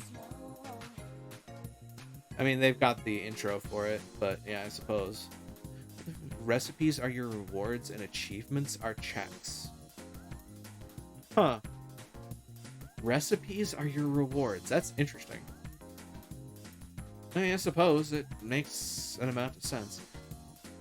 But yeah. At this point, I posted the interest ping today. Yeah, just this morning. So I'm probably going to give it a couple of weeks just to see if people tug at the line. And from there, I'm likely to plan to set up a group chat instead of just using the thread, because the thread is nice, but I think a group chat would be better for more focused conversation, and that gives people the opportunity to leave the thread if they choose to, move on and aren't able to join in, which, again, perfectly fine. At the end of the day, the reason I do these is because I want to show people multi-worlds. Like, I want to show folks that you can get into this sort of stuff without having an encyclopedic knowledge of your game, for starters. And, I mean, Lord knows, I just kind of dove in and tried one. My first foray into an Ocarina of Time randomizer was literally at least 10 sessions of 3-hour gameplay to get from beginning to end, and that's probably because I did really crappy settings. But beyond that, my 1-year anniversary, I did a Legend of Zelda Ocarina of Time randomizer with some jank-ass settings, and that wound up taking me 12 hours from beginning to end. Then we did the multi-world, and I wound up finishing mine in 7 hours because I screwed up and didn't do my Sphere Zeros. Tee-hee. But the two of us have terrible settings ideas. Yeah, Mr. Decoupled, or not decoupled, but randomized dungeon entrances. Who knew that you could activate eye switches in the Forest Temple with the slingshot? I sure didn't! Week before last, I gave Z1 random my first try. That does sound interesting. I also remember they have a spreadsheet out on their Discord about games that they are planning to roll into Archipelago. And that one isn't my fault. You sure about that? You're the one that gave me the idea to do the randomized dungeon entrances. Also, you asked for pain. Well, to quote Pepperoni, I'm starting to like the pain. I did that really too damn well. Anyway. Yeah. What? Really hope they bring in Ori. Oh, yeah, that would be really cool to see. Admittedly, I do want to... I said this at the beginning of the stream. He said he liked the pain. Oh, boy. That baseball bat's going to get snapped in half by the end of this. I am interested in getting into Time Spinner, just so that I can kind of see maybe, having an alternative to just Ocarina of Time. I would be interested in seeing Majora's Mask rando, or Wind Waker rando, or, any of the Zelda randos. I could actually get into Link to the Past rando, come to think of it. The randos are there, they just need to integrate the coding for Ori. Yeah. I mean, the same as true for all the other Legend of Zelda randos that are out there. Although I don't think Twilight Princess is quite up to snuff yet for that. And the way they do the rando in Twilight Princess uses ACE, uses arbitrary code execution. Yeah, netcode would arguably be the hard part. Funnily enough, Archipelago does a lot of that, in that it sets up the server and then will hold checks until it can ping your connection. And if it can ping your connection and get a response back, then it'll send the check through. So you can actually use Archipelago to build up an asynchronous multi-world wherein, you know, I play one day and I get a bunch of checks and I finish for the day. And then, you know, Lucas and Yoshi start up and they get whatever checks I got and go through a chunk of their game. Yes, Final Fantasy VI would be a very interesting rando, I do believe. Final Fantasy VI and 4 randos are goofy. Yeah, I can imagine. All in all, I don't know. Maybe I should start considering leaning a bit more into the randomizers again. Just, you know, kind of... I don't know if I want to necessarily make it a dedicated thing on the channel, but maybe I should revisit them a little more often than I was originally planning to. It's a thought.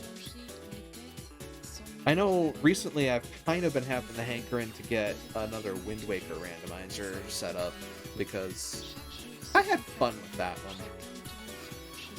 That was definitely an interesting time. That said, I would love to find a way to exclude Sploosh Kaboom from the prize pool because fuck that. Randos do make a fun low-ish effort thing to do. I mean, you say low-ish, but ultimately. That said, I'm also not at a spot where, you know, I can crank out an Ocarina of Time rando in one session. So, that might be a thing. You know, just doing Ocarina of Time randos as sort of practice to kind of get my feet under me.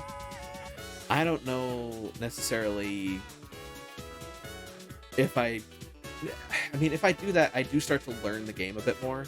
So at that point, it does make sense for me to kind of practice up a bit. But I'm also not trying to be... Yeah, I'm also not trying to be a Legend of Zelda speedrunner by any stretch of the imagination. So, there's that. Oh, although, if I was trying to be a Legend of Zelda Ocarina of Time speedrunner, I would be doing, you know, wrong warping. Because that's apparently the category to be in. It is fun, ultimately, so... The thought has occurred to me, maybe... I don't know. There's a Minish Cap rando. Oh, God. There's a Minish Cap rando? Huh. Then again, honestly, I'm kind of surprised there isn't a Skyward Sword. Wait, no. Is there one? I think there is one. I think there is a Skyward Sword rando. They made Kinstones not hell. Well, that's good. Considering. Now that I have the new controller, actually, I should check and see if the Carnival games in Ocarina of Time are still hot ass for me to try and play. Which reminds me, there's something else that I've learned about, which... Scout's honor that you don't go screaming to Nintendo? Har har. I'm joking. There is a project out there that is doing some interesting things for Ocarina of Time. Let me put it this way. Gyro aiming, Matt. Gyro aiming. In Ocarina of Time. Not to mention, free camera control. Skyward Sword, but no Breath of the Wild. Oh, Breath of the Wild does have a rando. Skyward Sword does not. Interesting.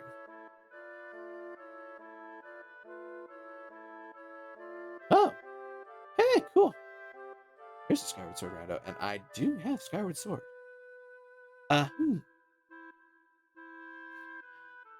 Interesting, he said, contemplatively, stroking his beard. Anyway, I've been kind of jawing on for a little bit here. Overlooked. Happens to the best of us. Alright. Skyward with more open world sounds interesting. It kinda does, not gonna lie. I should probably consider it's a little while after. I could look into potential maybe finding us a raid target to mosey on to, but I've definitely been enjoying the conversation, absolutely. Heh. I know that Kagan's probably getting close to done with Stardew Valley for the evening, which means they're probably gonna be logging out soonish. Frey's playing Monster Hunter Rise. Demi Bun's playing Alien Isolation. That's always fun to go and join in on. Let's see here. Shia Bun is playing Spooky Sunday, or Spooky Bunday. Uninvited. The Bun Room's 1990. Oh god. The Back Room's 1998. I've seen a little bit of gameplay of that. Oh god. Jal is going to be playing PlayStation 1 Harry Potter. Godspeed, you wonderful gremlin. Alright, let's see. Could always run over to Bray. I always enjoy some Monster Hunter Rise. Finish AI too suspenseful and too much stealth required. Yeah, and the AI in AI is interesting, to put it mildly. Oof. Ray's been at this for 11 hours now. I don't know how much longer he's gonna keep going. So maybe we're not gonna go see Ray, unfortunately. I don't want to just, drop in on him at the very end of his stream. It would be very unfortunate, but...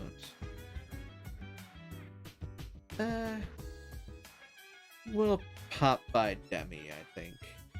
I know I've recently raided, but my list is unfortunately not the super large at the moment.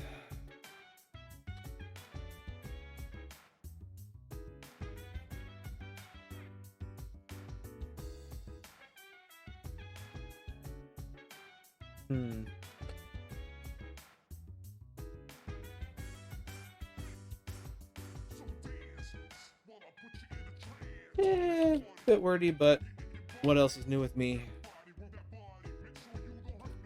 Alright, folks. Thank you for joining me this evening. I absolutely appreciate having you along for the ride, and if you've liked what you've seen, don't forget to follow along and spread the word, because I'm always hoping to grow my community, and I certainly hope that it's been entertaining to watch me save the wonderful little burg of New Novi. I am on Twitter, I save my VODs up to YouTube for safekeeping, and I have a Discord server. The links to all three of those are in the bio under the stream, as well as 3 wonderful commands, which actually Matt does have access to now, but I shall use in the meantime. And there you have them, the wonderful links. And finally, to those who chat, I appreciate you. To those who lurk, I appreciate you. And to those who watch the VODs, I appreciate you. And I hope that I can see you here live someday should the opportunity ever arise. Now, here's our raid message for the evening, folks. Feel free to copy it up and paste it down as we make our way over to Demi Bun, who is, once again, playing Alien Isolation. Now, I see them opening the doors to the arena as we speak. I can see the portal shining in the distance. So I'll say to everybody once more, be you denizen, be you hunter, be you visitor, thank you for joining us today in Daemonum's arena. Now, let's go greet another, shall we? Take care out there, and try to be a light in the darkness when you can be.